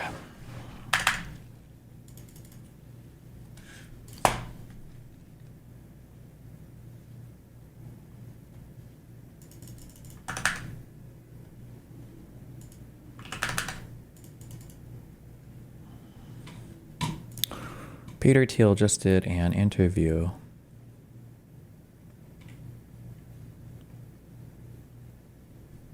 Is Silicon Valley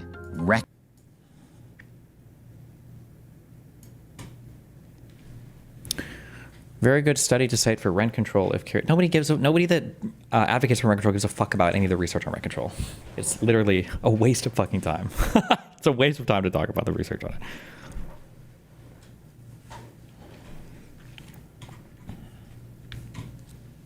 recklessly ambitious? What should we fear more? Armageddon or stagnation? Why is one of the world's most successful investors worrying about the Antichrist? My guest today is the co-founder of PayPal and Palantir, and an early investor in the political careers of Donald Trump and J.D. Vance.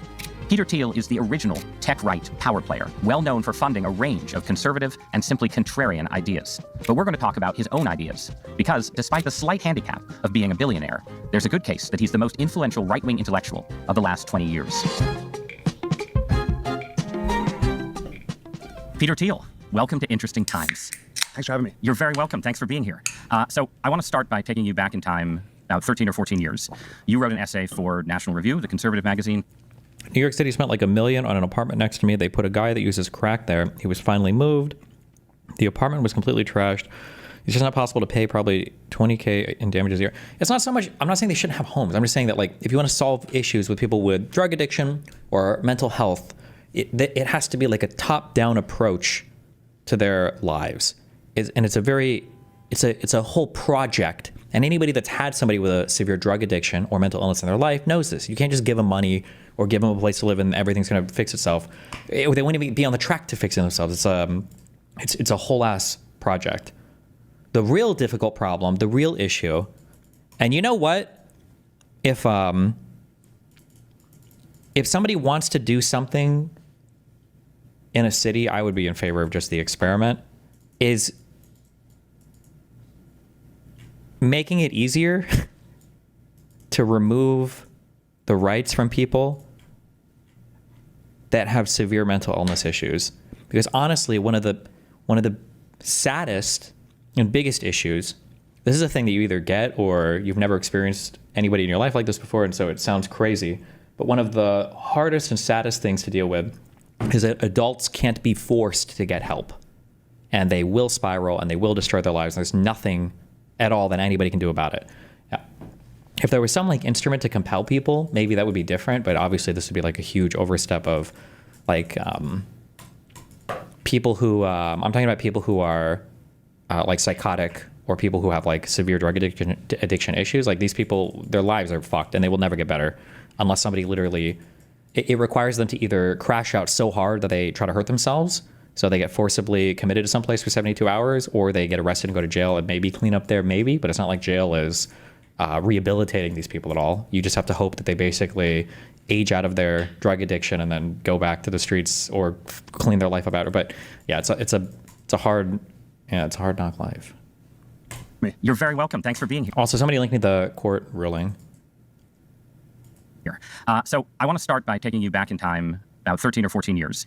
You wrote an essay for National Review, the conservative magazine, called The End of the Future.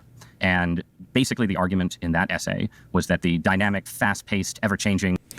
Destiny, I kind of agree, but I feel like top-down should be more cultural incentives instead of government interjection. Maybe government can do cultural empowerment, as cringe as that sounds. It has to be professionals. Normal, ordinary families and people aren't equipped to deal with people who are like that. And then they feel increasingly like shit because they're not equipped to deal with people like that. There is fundamentally a different thing, especially when we get into like psychotic mental illnesses, where it's like, I think I've complained about this before, like the episodes of House where it's like, if you just talk to the person in the right way, you can crack the code and figure out what's really going on. It's just not true. Dealing with people like that it's a whole thing that an ordinary person is just not qualified to deal with. They just can't. It's beyond the scope of most people to deal with these types of issues. And then same thing with drug addiction. Drug addiction is a really, really, really hard thing to deal with as well. And oftentimes the families will end up being, I say oftentimes, I don't know the date on that, it's just anecdotally, families will be enablers until basically like the last possible minute where the person either dies because they OD, they get into some other trouble, or their lives are basically completely and utterly destroyed and the family has to cut them off because they've started to steal from them or something. But And basically the argument in that essay was that the dynamic, fast-paced, ever-changing modern world was just not nearly as dynamic as people thought. Good thread on homelessness. TLDR, mental illness/drugs is not the main cause of homelessness. I agree, it is not the main cause of homelessness. I think mental illness is overrepresented in homeless people by like it's 2 or 3 or 4x higher than society. I've seen different numbers on it. However, this is the one thing that I would say you have to be very, very, very careful of. I won't go dig through this guy's shit right now because I don't even care that much. Somebody else can if they want to. One thing you have to be very, very careful though is people have a lot of definitions for homelessness, and not all homelessness is the same. Some types of homelessness are so different, and sometimes people use very broad definitions. So like, for instance, I would say I was more on the bad side of it, but even I wouldn't want to be included in like a homeless stat. When I was, when I broke up with my ex-wife in college, was I out of college? There was about a month where I didn't have a place to live because me and my new girlfriend didn't have enough money for a down payment on the apartment we wanted to move into. So I lived out of my car for a month. But me living out of my car was me having a full-time job. I'm pretty sure I was still going to school. I could go crash at Kyle's dorm if I needed to shower, or I could use a truck stop. I just slept in my car. So like I was homeless, but like that homeless experience is way different than like I'm on the street, I'm 45 years old, I have no future, I have no job, right? The worst thing that I see, the most annoying thing I've seen, I feel, when I've looked up homelessness stuff in the past is people will consider you homeless if you don't have a stable place to live, but if you consistently have like a family member's home to stay at. So for instance, if you're somebody who doesn't have their own house, but you're able to stay with like an uncle, or you're able to stay with a cousin for an extended period of time, sometimes those people get counted in homelessness stats. And I feel like that's, like, it's not a good thing, and we can talk about it, but it is meaningfully different. It is meaningfully different than the people who are setting people on fire in subways in New York City. These are meaningfully different types of people. And to group them all the same and talk about them like it's all the same is wild to me. That's a wild, wild, wild way to talk about it, I think.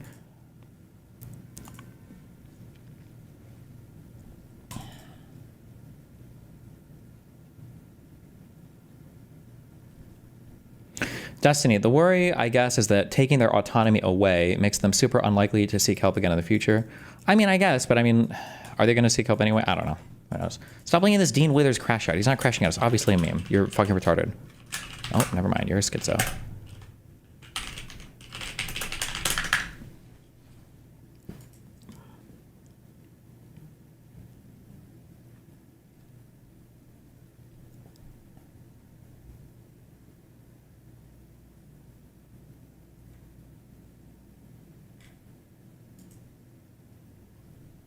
Okay. I'm gonna kill myself watching this.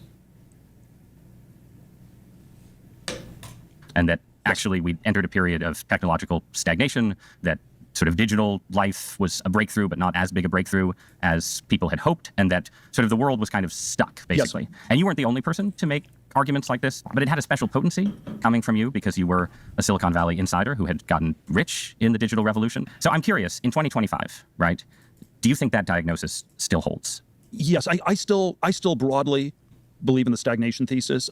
It was never an absolute thesis. So the claim is not that we were absolutely completely stuck. It was in some ways a claim about that the velocity had slowed. It wasn't zero, but that we were, I don't know, from 1750 to 1970, 200 plus years were periods of accelerating change where we're relentlessly, we're moving faster. The ships were faster, the railroads were faster, the cars were faster, the planes were faster. It culminates in the Concorde and the Apollo missions, and then that in all sorts of dimensions, things had slowed.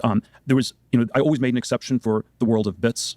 So we had, computers and software and internet and mobile internet, and then, the last 10, 15 years, you had crypto and the AI revolution, which I think is the world of bits. Why don't I just say technology? Okay, is in some sense pretty big, but the question is, is it enough to really get out of this generalized sense of stagnation? And there's an epistemological question you can start with on the Back to the Future essays. How do we even know whether we're in stagnation or acceleration? Because one of the features of latent modernity is that people are hyper specialized, and so can you say that we're not making progress in physics unless you've devoted half your life to studying string theory? Or what about quantum computers? Or what about cancer research and biotech and sort of all these verticals? And then how much does progress in cancer count versus string theory? And so you have to give weightings to all these things. So it's in theory, it's an extremely difficult question to get a handle of, because the fact that it's so hard to answer, that we have ever narrower groups of guardians guarding themselves, is itself cause for skepticism. And so yes, I think broadly we're in this world that's still pretty stuck. It's not absolutely stuck. Yeah.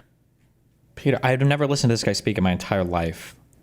This is the guy that spawned off all the retards, the Mark Andreessens or whatever. This guy sounds like he's not retarded though. I don't know if I would agree with anything he says, but it sounds like he's at least thought. I'm not going to say thought just a little bit. It sounds like he's thought a bit about the things that he's talking about at least. He's not retarded. Okay. Interesting. I don't think I've ever heard this guy speak in my entire life. I've actually never even seen a picture of this guy in my entire life. But you mentioned Back to the Future, and we just showed our kids the original Back to the Future, the first one with Michael J. Fox, and of course it was like 1955 to 1985, right. 30 years back, and then the Back to the Future 2 was I think 1985 to 2015, which is now a decade in the past, and that's where you had flying cars and the 2015 future. Did he misspeak? 2015, a decade in the past. Sure. Is wildly divergent from the 2015 future did have. Do you know Yarvin? Yes, I watched Yarvin talk to some reporter. I was not impressed. He did not seem very intelligent. This guy seems like he is decently intelligent at least, but I don't know. Past, and that's where you had flying cars, and the 2015 future is wildly divergent from. The 2015 future did have Biff Tannen as a Donald Trump-like figure in some kind of power, so it had some kind of prescience. But yeah, the big noticeable thing is just how different the built environment looks. And so one of the strongest cases for stagnation that I've heard is that, yeah, if you put someone in a time machine from various points, they would recognize themselves to be in a completely different world if they left 1860 or 1890 and landed, to 1970. If you those are the 80 years of your lifetime, right. Something like that. But the world, just to my kids, even as children of 2025, looking at 1985, it's like the cars are a little different and no one has phones, but the world seems fairly similar. So that's a kind of non-statistical, but did that jive with what he said? The world is comparable today than it was to 1985? I don't know if I would. I feel like the world has changed incredibly significantly since I was a kid, but that's a common sense. That's a common sense understanding. But are there, what would convince you that we were living through a period of takeoff? Is it just economic growth? Is it productivity growth? Are there numbers for stagnation versus dynamism that you look at? Sure, it would be. Well, the economic number would just be how what are your living standards compared to your parents? If you're a 30-year-old millennial or, how are you doing versus when your parent, It's actually so hard to get into a good rehab, even if you meet all the requirements for it. It can take months to get a bed, even if you are accepted, it leaves a lot of time for disaster. That and good rehab places can be fucking insanely expensive. The reality is that people that are like fucked in terms of addiction or whatever, and like are truly fucked, like if you don't have a good support system or it feels to me like a catch-22. Like if you have a really good support system or family group or a network that can take care of you, then you don't end up in the really precarious situations. And then if you end up in the really precarious situations, you're going to get completely fucked. But then you don't even have the resources to get out. All of it becomes kind of self-reinforcing, unfortunately.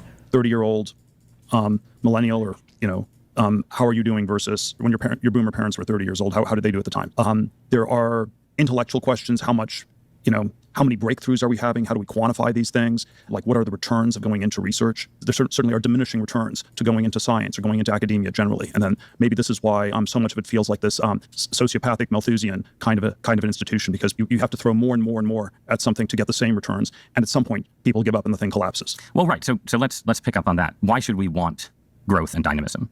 Because as you've pointed out in some of your arguments on the subject, right, there is a kind of cultural change that happens in the Western world in the 1970s, around the time you think things slow down, start to stagnate, where people become very anxious about the costs of growth, the environmental costs above all. Yes. And the idea being, you end up with a widely shared perspective that we're sort of rich enough, and if we try too hard to get that much richer, the planet won't be able to support us. We'll have, degradation of various kinds, and we should be content with where we are. So what's wrong with that argument? Well, I think there are deep reasons the stagnation happens. So, there are always three questions you ask about history. What actually happened? And there's a question you get to what should be done about it. But there's also this intermediate question, why did it happen? People ran out of ideas.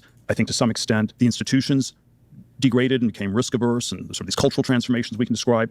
But then I think to some extent also people had some very legitimate worries about the future, where if we continue to have accelerating progress, were you accelerating towards environmental apocalypse? Can any of you here, can you explain what is going on with the resurgence of anti-Muslim rhetoric in the States? In Canada, most Muslim MPs are conservatives. Trump feeds into it a lot, but the big issue with Mamdani is actually just the fact that he is, it's the fact that he's socialist. They're attacking him based on the fact that he's Muslim, because it's like the easiest virtue signal, especially for New York City that got terrorist attacked by Muslims. But it's just because he's socialist. If Mamdani would have been a Republican candidate and would have won a primary in New York, I mean, that would be impossible. But all of the conservatives would instead be saying, look at how diverse we are. Look at how many different people are drawn to conservative values. Look at how many people want to contribute to the country. Even for, like, they would be saying that instead. It's the thing they don't like is the fact that he's a left-leaning candidate. And he's a left, he's like a socialist. Transformations we can describe. But then I think to some extent also people had some very legitimate worries about the future, where if we continue to have accelerating progress, were you accelerating towards environmental apocalypse or nuclear apocalypse or things like that? But I think, if we don't find a way back to the future, I do think the society, it unravels. It doesn't work. The way the middle class, I would define the middle class as the people who expect their kids to do better than themselves. And when that expectation collapses, we no longer have a middle class society. And maybe there's some way you can have a feudal society in which things are always static and stuck, or maybe there's some way you can shift to some radically different society. But it's not the way the Western world, it's not the way the United States has functioned for the first 200 years of its existence. So you think that ordinary people won't accept stagnation in the end? It's that they will rebel and sort of pull things down around them in the course of that rebellion. They may rebel, or our institutions don't work.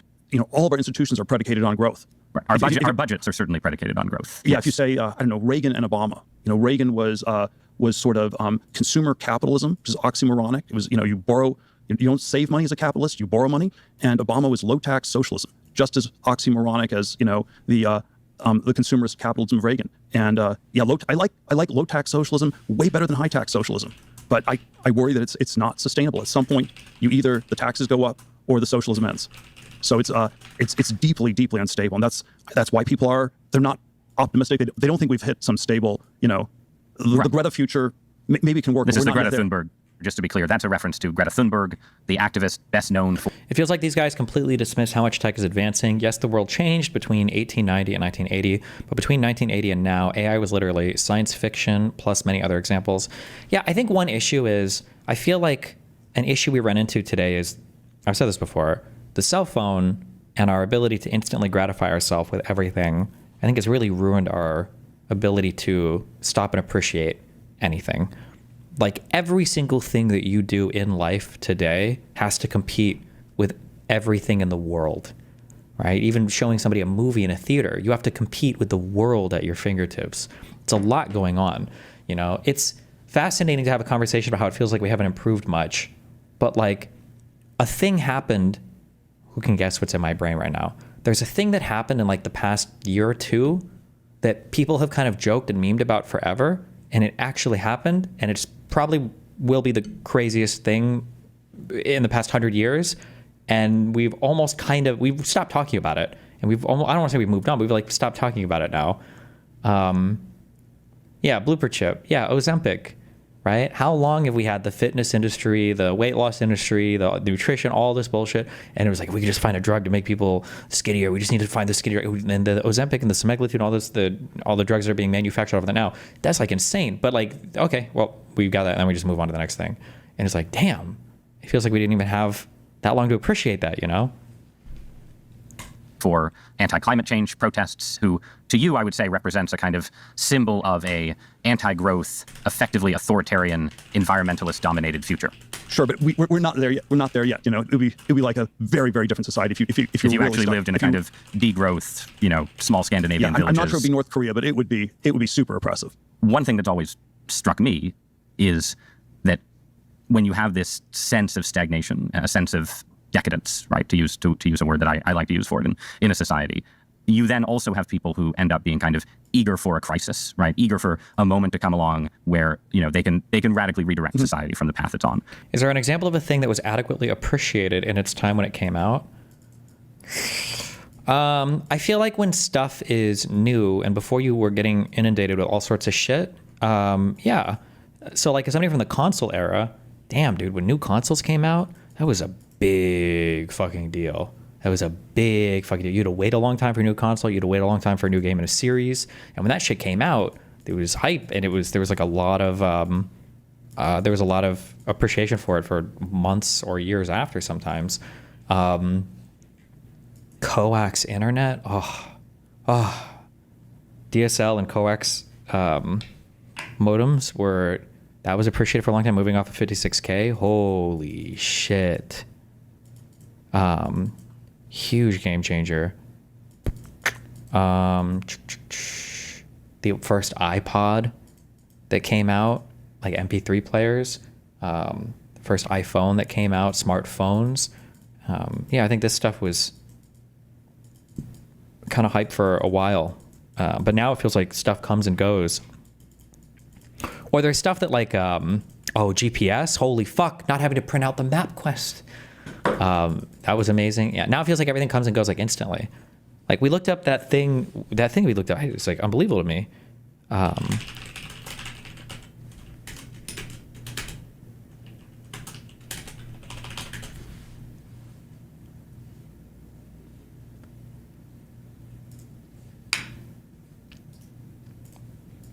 But you never hear stuff about this.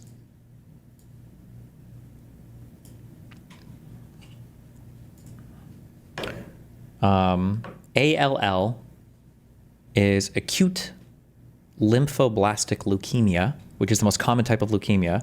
In 1960, the 5-year survival rate for children was like 5%, right? Today, it's like, I think it's at 90% today. This graph stops tracking at 1990. But like, and then even in the worst one, which is acute myeloid leukemia, the 5-year survival rate for that is 65 to 70%, right? So if you're a child and you have leukemia, in my mind, that's still like coded as a death sentence. Like, oh shit, you're gonna die. That's really sad. But the fact that that's like a 90% 5-year survival rate, I was like, gee, but like you never, I don't know. And I'm sure there's like a million other examples of stuff in medicine and technology that is advanced like that. You just never really think about it. You never hear about it. So, yeah.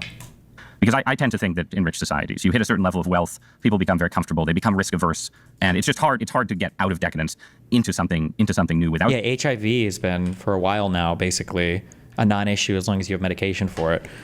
Your survival rates are on par with people that are just ordinary people. Supposedly there was that vaccine that I just heard about recently. I don't know what the status is on that, but yeah. Very comfortable. They become risk averse, And it's just hard. It's hard to get out of decadence into something new without a crisis. So the original example for me was after September 11th. There was this whole mentality among foreign policy conservatives that we had been decadent. And if you want to do the Hassan stuff, the hair stuff has gotten crazy as well, right? If you were balding as a dude, you're just kind of like fucked. And now between the two most common drugs I hear, the finasteride and the minoxidil, basically as long as you catch your balding stuff early, you can basically stave off balding like forever. I don't know if this is true for everybody, but for a lot of people, like that stuff has come a really long ways as well. And then the hair replacement stuff, I guess that people fly to Turkey for. And it's just hard. It's hard to get out of decadence into something new without a crisis. So the original example for me was after September 11th. There was this whole mentality among foreign policy conservatives that we had been decadent and stagnant, and now is our time to, wake up and launch a new crusade and remake the world. And obviously that ended very badly. But something similar. But it was Bush 43 just told people to go shopping right away. So it wasn't anti-decadent enough. For the most part. So there was some neocon foreign policy enclave in which people were LARPing as a way to get out of decadence. But the dominant thing was Bush 43 people telling people just to go shopping. So what risks should you be willing to take to escape decadence? It does seem like there's a danger here where the people who want to be anti-decadent have to take on a lot of risk. They have to say, look, you've got this nice, stable, comfortable society, but guess what? We'd like to have a war or a crisis or a total reorganization of government and so on. They have to lean into danger, right? Well, I don't know if I have to answer, I don't know if I give you a precise answer, but my directional answer is a lot more. Yeah. We should take a lot more risk. We should be doing a lot more. And I don't know, I can go through all these different verticals. It's, if we look at biotech, something like dementia, Alzheimer's, we've made zero progress in 40 to 50 years. People are... like I said, we're finally getting to the point where we're having drugs that are being made for Alzheimer's disease for the first time in all of history. Saying that we've made zero progress there is so empirically incorrect. I don't know about other... I can't speak to other neurodegenerative diseases or whatever, but something like dementia, Alzheimer's, we've made zero progress in 40 to 50 years.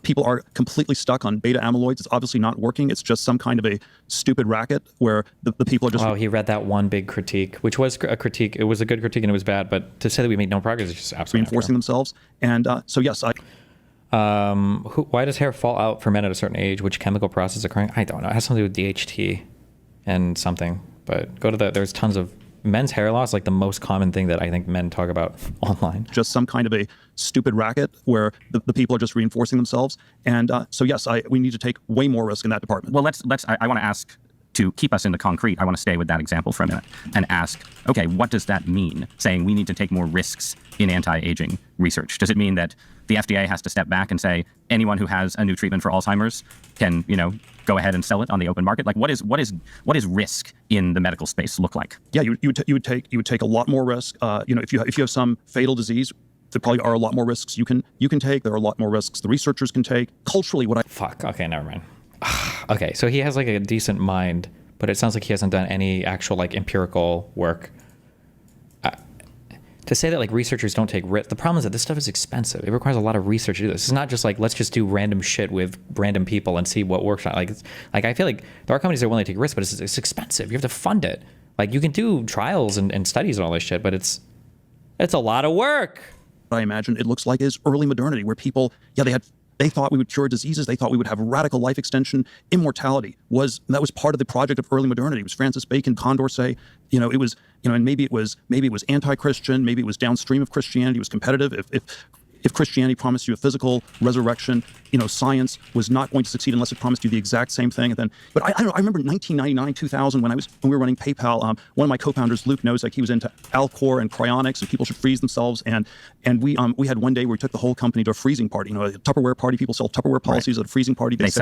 Was it just your heads? What was going to be frozen? You could get a full body or just a head. The head was cheaper. It was disturbing when the dot matrix printer didn't quite work, and so the freezing policies couldn't be printed out. But in retrospect, this was still technological stagnation once again, right? But it was, but it's also a symptom of the decline, because in 1999, this was not a mainstream view, but there was still a fringe boomer view where they still believed they could live forever, and that was the last generation. So I'm always anti-boomer, but maybe there's something we've lost even in this fringe boomer narcissism, where there were at least a few boomers who still, believed science would cure all their diseases. No one who's a millennial believes that anymore. I think there are some people who believe in a different kind of immortality, though. Right now, I think part of the fascination with AI is connected to a specific vision of transcending limits. And I'm going to ask you about that after I ask you about politics. Because one of the striking things I thought about your original argument on stagnation, which was mostly about technology and the economy, was that it could be applied to a pretty wide range of things. And at the time you were writing that essay, you were interested in seasteading this ideas of essentially building new polities independent of the sclerotic Western world. Scott doesn't follow breaking science. CRISPR and AI and stuff like AlphaFold are some of the most promising breakthrough science in decades. Yeah, but we're making improvements at margins where I think it's hard to see it as well. Another really cool thing, but obviously you can't talk about it because of political reasons, but the mRNA vaccine breakthroughs. This is really cool. The ability to create a vaccine in like basically a fucking day from nothing. And the idea that you can get mRNA and actually get this into a person's body and get this into a person's cell when this is like one of the most unstable molecules of all time. Like the processing, the machines required to manufacture those lipid nanoparticles is like insane. Like all of the engineering and science behind that is super fascinating. But obviously now people are like, what? But then you made a pivot in the 2010s. So you were, one of the few prominent, maybe the only prominent Silicon Valley supporter of Donald Trump. In 2016, you supported a few sort of carefully selected Republican Senate candidates. One of them is now the Vice President of the United States. And my view as an observer of what you were doing was that you were basically being a kind of venture capitalist for politics, right? You were saying, here are some disruptive agents who might change the political status quo, and it's worth a certain kind of risk here. Is that how you thought about Sure, that? there were all sorts of levels. I mean, one level was these hopes that we could redirect the Titanic from the iceberg it was heading to, or whatever the metaphor is, really change course as a society. Through political maybe change. Much narrower aspiration was that we could maybe at least have a conversation about this. When someone like Trump said, "Make America Great Again," okay, is that a positive, optimistic, ambitious agenda, or is it merely, a very pessimistic assessment of where we are, that we are no longer a great country? And I didn't have great expectations about what Trump would do in a positive way, but I thought at least for the first time in 100 years, we had a Republican who was not giving us this syrupy Bush nonsense. And that was not the same as progress, but we could at least have a conversation. In retrospect, this was a preposterous fantasy. I had these two thoughts in 2016, and you often have these ideas that are just below the level of your sort of consciousness. But the two thoughts I had that I wasn't able to combine was, number one, nobody would be mad at me for supporting Trump if he lost. And number two, I thought he had a 50-50 chance of winning. And then I had this implicit. Why would nobody be mad at you if he lost? It would just be such a weird thing, and it wouldn't really matter. Okay. But then I thought, he had more. I thought he had a 50-50 chance because the problems were deep and the stagnation was frustrating. And then the fantasy I had was, if he won, we could have this conversation. And the reality was, people weren't ready for it. And then maybe we've progressed to the point where we can have this conversation at this point in 2025, a decade after Trump. And of course, you're not sort of a zombie left-wing person, Ross. But I'll take whatever progress I can get. So from your perspective so let's say there's two layers, right? There's sort of a basic sense of, this society needs disruption, it needs risk. Trump is disruption, Trump is risk, and Trump is. And the second level is, what is Peter Thiel's background? Well, I feel like we're in this world where CEOs of tech companies are somehow able to misrepresent themselves as these highly qualified, incredibly intelligent engineers, and they're not at all. They might know a little bit about engineering. They might even be might even have a bachelor's and have worked a job in it for a few years. But I feel like somehow they come off, or they're trying to come off as I am. If you were to make a super company of the best engineers in the world, you would hire these tech CEOs. It's no. Trump is actually willing to say things that are. But maybe he was, and I'm just not aware of it. True about American decline, right? So do you feel like you, as an investor, as a venture capitalist, got anything out of the first Trump term? What did Trump do in his first term that you felt was anti-decadent or anti-stagnation? If anything, maybe the answer is nothing. Well, I think we. Wait, has this guy said if he supports Trump right now in Trump 2? Did he say that? Oh no, not the specific questions. Capitalist got anything out of the first Trump term? What did Trump do in his first term that you felt was anti-decadent or anti-stagnation? If anything, maybe the answer is nothing. Well, I think it took longer and it was slower than I would have liked, but we have gotten to the place where a lot of people think something's gone wrong, and that was. Wow. Look at the expectations. That was not the conversation I was having in 2012, 2013, 2014. I had a debate with Eric Schmidt in 2012 and Mark Andreessen in 2013 and Bezos in 2014. I was on there's a stagnation problem, and all three of them were versions of, everything's going great. And I think at least those three people have, to varying degrees, updated and adjusted. Silicon Valley's adjusted. Silicon Valley, though, has more than adjusted. A big part of Silicon Valley. On the stagnation. Right, on the stagnation. But then a big part of Silicon Valley ended up going in for Trump in 2024, including, obviously, most famously, Elon Musk. Yeah, this is deeply linked to the stagnation issue in my telling. I mean, these things are always super complicated, but my telling is, I'm so hesitant to speak for all these people, but someone like Mark Zuckerberg or Facebook Meta, and in some ways, I don't think he's very ideological. He didn't think this stuff necessarily through that much. It was the default was to be liberal, and it was always what if the liberalism isn't working, what do you do? And for year after year after year, it was you do more. If something doesn't work, you just need to do more of it, and you up the dose and you up the dose, and you spend hundreds of millions of dollars, and you go completely woke, and everybody hates you, and at some point, it's like, okay, maybe this isn't working. So they pivot. Yeah, right? so it's not a pro-Trump thing. It's not a pro-Trump thing, but it is, just both in public and private conversations, it is a kind of sense that Trumpism and populism in 2024, maybe not in 2016, when, Peter was out there as the lone supporter, but now in 2024, they can be a vehicle for technological innovation. The problem is these tech billionaires are attempting to diagnose a problem and solve a problem that enriches them. No, I don't even care about that. That's fine. Go for it. The issue that I have is that these guys get good at owning a business or something. And it feels like people who got rich in crypto trying to talk about the stock market or finance or macro econ. And it's like, bro, put the fries in the shareholder bag. Okay. You're fucking retarded. Why do you think that you are suddenly magically granted the authority over all? So few of these people seem to bother doing any type. Bill Gates did, but maybe that's just because he was so into the philanthropy over the vaccine stuff. When he talks about stuff or all the medical stuff he does across Africa, creating African super soldiers, these guys just don't ever. I guess they don't feel like they ever need to do any kind of reading or research or deep diving into any of the domains that they now opine on and present themselves as having expert level deep knowledge on. And it's like, fuck, dude.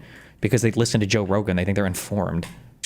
Economic dynamism. Yeah, you're framing it really, really optimistically here. So I know you're pessimistic. When you frame it this optimistically, you're just saying these people are going to be disappointed and they're just set up for failure and things like this. People expressed a lot of optimism. That's all I'm saying. Elon Musk expressed he expressed some apocalyptic anxieties about how budget deficits were going to kill us all. But he came into government and people around him came into government basically saying, we have a partnership with the Trump administration and we're pursuing technological greatness. I think they were optimistic. Yes. And so you're coming from a place of greater pessimism or realism. So what I'm asking for is your assessment of where we are, not their assessment, but do you think, does populism in Trump 2.0 look like a vehicle for technological dynamism to you? It's still by far the best option we have. I don't know, is Harvard going to cure dementia by just puttering along, doing the same thing that hasn't worked for 50 years? Who are you citing, bro? What do you know about dementia? Who is working on it better than Harvard? Or I don't even know what Harvard medical research looks like compared to other. What is the model that you are saying that we should be more similar to? Do you even know what the state? Can you name 3 journals that publish research about dementia? Can you name a single article, groundbreaking article in the past year or two? Do you know any of the lead researchers in this field? Do you know anything about the current state of the science and of the research in this field at all? It's such an and I know he doesn't, because if he did, he would be naming it all. He would be talking about it more. But it's all these vague bullshit statements. Bro, what do you do with all your fucking time? And then to come out here and then to support, as Richard Hanania calls it, the low human capital point of view. Oh, true. We're not doing enough dementia research in the United States. But you know what's really going to push that along? Our last best hope, Donald Trump, who is cutting us off from international students and defunding research all across the country. Wow, that's going to definitely move us closer there. What the fuck? Is Harvard going to cure dementia by just puttering along, doing the same thing that hasn't worked for 50 years? So that's just a case for it can't get worse. Let's do disruption, right? But the critique of populism right now would be Silicon Valley made an alliance with the populists, but in the end, the populists don't care about science. They don't want to spend money on science. They want to kill funding to Harvard just because they don't like Harvard, right? And in the end, you're not going to get the kind of investments in the future that Silicon Valley wanted. Is that wrong? Yeah, but we have to go back to this question of how well is the science working in the background. This is where the New Dealers, whatever was wrong with them, they pushed science hard and you funded it, you gave money to people and you scaled it, and whereas today if there was an equivalent of Einstein and he wrote a letter to the White House, it would get lost in the mailroom, and the Manhattan Project is unthinkable. If we call something a moonshot, the way Biden talked about, let's say, cancer research, a moonshot in the 60s still meant that you went to the moon. A moonshot now means something completely fictional that's never going to happen. Oh, you need a moonshot for that. It's not like we need an Apollo program. It means it's never, ever going to happen. And so, but it seems like then you're still in the mode of, for you. Again, we're not allowed to talk about it. But the last great example of this was the mRNA vaccine. Bro, we made a vaccine through international fucking capitalism, right? Sponsored partly by the U.S. government with Warp Speed, right? They kicked every other country in the world's vaccine on this. Even the Jews all ate our mRNA shit too, didn't they? In Israel, weren't they injecting with that? And then what? China made their own vaccine. It sucked. Russia made their own vaccine. It sucked. It was such a huge project that interwoven so many incredibly sophisticated and complicated technologies that was like the end road of decades of research and workers around the world. But we can't talk about that, I guess. So, fuck, it's so fucking annoying. Whatever. As opposed to maybe... I can't think of anything else in the past few decades. The other stuff that would be similar to it, although I guess it's not the US that manufactures it, is it Taiwan? Who makes the machines? I know that the machines are usually in Taiwan for like microchip processing, the actual fabricators. Yeah, ASML. I think some of this is manufactured in the US though, right? These machines are...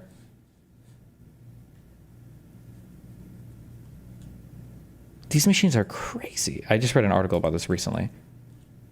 Where like when they're putting together these parts, like they have to be accurate to within like microns of attachment to be able to manufacture these parts. This shit is fucking crazy. But it's like so ubiquitous and so ever-present everywhere in society that we just take it for granted. It's like, oh, whatever. A microchip, a microprocessor, I guess, whatever, who cares? And it's like, bro. Program, it means it's never ever going to happen. And so why can't we talk about the vaccine? Well, I mean, we can, but they can't. But they won't, because the vaccine has like all these retarded fucking conspiracies around it, and their audience is all fully bought into it, so they can't cite that as a positive example of some type of like huge project that we came together, worked on, and successfully did.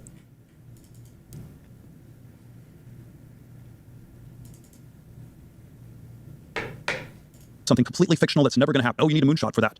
It's not like we need an Apollo program. It means it's never, ever going to happen. And so... But it seems like then you're still in the mode of, for you, as opposed to maybe for some other people in Silicon Valley, the value of populism is... Look up Thiel talking about mRNA vaccines. He agrees with you on this entirely and goes much further. Oh. In tearing away the veils and illusions. And we're not necessarily in the stage where you're looking to the Trump administration to build to do the Manhattan Project, to do the moonshot. It's more like populism helps us see that it was all fake. You need to try to do both. And they're very entangled with each other. And I don't know, there's a deregulation of nuclear power. And at some point we'll get back to building, new nuclear power plants or better designed ones, or maybe even fusion reactors. And so yes, there's a deregulatory, deconstructive part, and then at some point you actually get to construction, and it's all things like that. So yeah, in some ways you're clearing the field, and then how is Donald Trump helping you there though? Donald Trump is obsessed with lowering the cost of fossil fuels. How is he pushing us towards nuclear energy? Like the problems that we have with nuclear energy aren't technology based. It doesn't feel like it. It feels like they're more political opinion based and population based. But you've personally like imagine you're supporting the guy who screams clean coal over and over again. You're like, we need nuclear energy. Like, okay, and dude. It's all things like that. So yeah, in some ways you're clearing the field, and then but you've personally stopped funding politicians.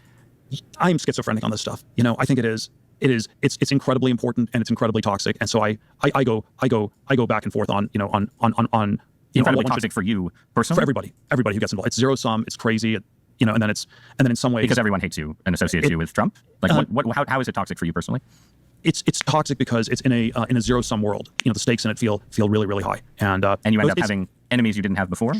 It's toxic for all the people who get involved in different ways. There is a political dimension of getting back to the future. You can't I don't know. This is a conversation I had with Elon back in 2024, and we had all these conversations. I had the seasteading version with Elon where I said, if Trump doesn't win, I want to just leave the country. And then Elon said, there's nowhere to go. There's nowhere to go. This is the only place. And then you always think of the right arguments to make later. And it was about 2 hours after we had dinner and I was home that I thought of, wow, Elon, you don't believe in going to Mars anymore. 2024 is the year where Elon stopped believing in Mars, not as a silly science tech project, but as a political project. Mars was supposed to be a political project. It was building an alternative. And in 2024, Elon came to believe that if you went to Mars, the socialist U.S. government, the woke AI, it would follow you to Mars. It was the Demis meeting with Elon that we sort of brokered. He was doing DeepMind. This is an AI company. Yeah, this was the rough conversation was, Demis tells Elon, I'm working on the most important project in the world. I'm building a superhuman AI. And Elon responds to Demis, well, I'm working on the most important project in the world. I am turning us into interplanetary species. And then Demis said, well, my AI will be able to follow you to Mars. And then Elon sort of went quiet. But in my telling of the history, it took years for that to really hit Elon. It took him until 2024 to process it. But that doesn't mean he doesn't believe in Mars. It just means that he decided he had to win some kind of battle over budget deficits or wokeness to get to Mars. What does Mars mean? Is it and again, it's what does Mars mean? Well, is it just a scientific project, or is it is it like a Heinlein, a vision of a new society? Yeah, Heinlein, populated the moon by as a many libertarian people paradise descended or from something like Elon Musk. Well, right, I don't know if it was concretized that specifically, but if you concretize things, then maybe you realize that Mars is supposed to be more than a science project. It's supposed to be a political project. And then when you concretize it, you have to start thinking through, well, the woke AI will follow you, the socialist government will follow you, and then maybe you have to do something other than just going to Mars. Okay, so the woke AI. Artificial intelligence seems like... Why does it feel like Elon every single day is crying about is crying about Grok, and then Grok never gets anti-woke enough for him. One, if we're still stagnant, it's the biggest exception to stagnation. It's the place where there's been remarkable progress, surprising to many people progress. It's also the place we were just talking about politics. It's the place where the Trump administration is, I think, to a large degree, giving AI investors a lot of what they wanted in terms of both stepping back and doing public-private partnerships. So it's a zone of progress and governmental engagement. And you are an investor in AI. What do you think you're investing in?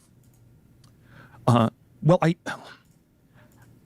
don't know. There's sort of a lot of layers to this. So I do think I don't know. There's one question we can frame is just how big a thing do I think AI is? And it's I don't know. My stupid answer is it's more than a nothing burger, and it's less than the total transformation of our society. So my placeholder is that it's roughly on the scale of the internet in the late 90s, which is I'm not sure it's enough to really end the stagnation. It might be enough to create some great companies. And holy shit, is this a Supreme Court thing for today? 119 pages. Woo!